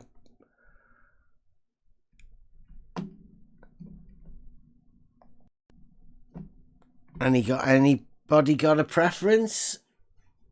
We all know you're insane. I've got a 2 of them. The multi-mix. I can put a multi-mix on. They're all good. Just do a random spin and let it play. You know what I would choose? I haven't got Nug Life on there yet, Ricky. I don't know where that one is. I'm going to have to find it, aren't I? Okay, so thank you very much for watching. If it's the first time, please come back next time. Don't forget to share, like, and we'll be back tomorrow. Logic night, continuing. This is proof week. So tomorrow we'll go over the logic, and hopefully we might be able to start a little bit off with the Trivium and bring it around to proof. So thank you very much. I'm going to leave you with world famous Buster. See you tomorrow. I mean, there isn't a fucking scale on this goddamn planet that can measure how fucking pissed I am right the fuck now. You might think I'm mentally unstable. Hell, you'd agree with my therapist. I have to calm down. But I don't care anymore. You triggered me. Big whoopie thrill. Any fucking idiot can do that. I get to fucking talk or not. You fucker! Shut up! Shut the fuck up! You're a fucking troll. Back here! Have you fucking finished asking your stupid bloody question? What are you talking about? Ask the fuck up! Get out! Shut up! Shut up! Shut up! Shut the fuck up! Learn the fucking scientific method or get the fuck out of here! Shut up! Get out of here, Randy! What the fuck is wrong with you, Randy? And yes, shut the fuck up! You may think I'm mentally unstable. Hell, you'd agree with my therapist. But I don't care anymore. Get out of here, Rakia. Then fuck off! You're not doing shit. Fuck off! Yeah, that's how you get your little jollies off. You think that you're in charge because you make people get angry at you. How many fucking times do I gotta sit here and go through this shit with you? Every single one of you, shut the fuck up! Just shut up! If this person came and told you the world was a ball, what would you say? Fuck off! Shit! Shut the fuck up! Fucking argument for an hour. I sat here bored to fucking tears. Shut the fuck up! You might think I'm mentally unstable. Hell, you'd agree with my therapist. If you put an object farther away from the lens, farther in front of the camera, light from that object is going to hit the front of the lens stack at a different angle. That depends. The same object at a greater distance has a smaller angular size. Back here! Get out of here, Rakia. I've been doing this for 4 fucking years. You didn't fucking get it by now. Get the fuck out of here. Get out of here, Rakia. Shut up! Shut the fuck up! Shut up! Shut up! Shut up! Shut up! Fuck you with your itch shit. Randy, what the fuck is wrong with you? Paradoxes and confusion. Your mind is in delusion. Every single one of you, shut the fuck up! Just shut the fuck up! All of you, shut up! You're pieces of shit. Every one of you is a piece of shit. All of you, shut up. Every single one of you, shut the fuck up. Just shut up. All of you, you're pieces of shit. Every one of you is a piece of shit.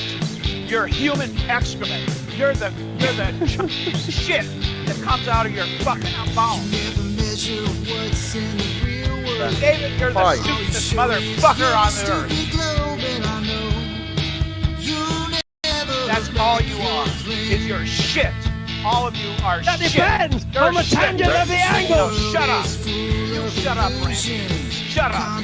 Every one of you, shut the fuck up. You're all shit. Ranty, what the fuck is wrong with you, Ranty? Fucker. That's all you are. Is your shit. All of you are shit. I'm not going to let you try and infect other people. Then fuck off! Fuck off! Go away! With your mendacious, delusional worldview. I'm not going to let it happen. Every single one of you, shut the fuck up. Just shut up. All of you, you're pieces of shit. Every one of you is a piece of shit. On the tangent of the angle. Motherfucker!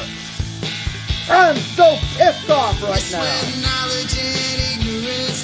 You have no fucking clue.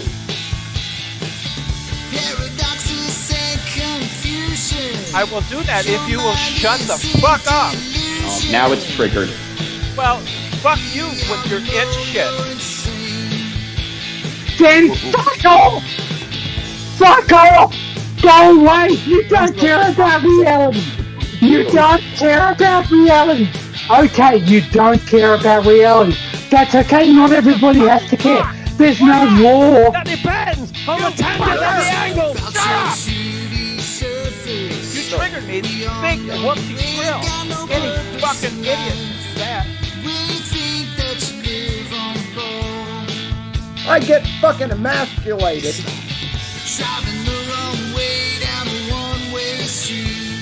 I'm pretty fucking pissed off. I fucking still like him, but he fucking pissed me off. Paradoxes and confusion. Your mind is in delusion. You triggered me. Big whoopsie grill. Any fucking idiot can do that. Any fucking idiot can do that. Stack!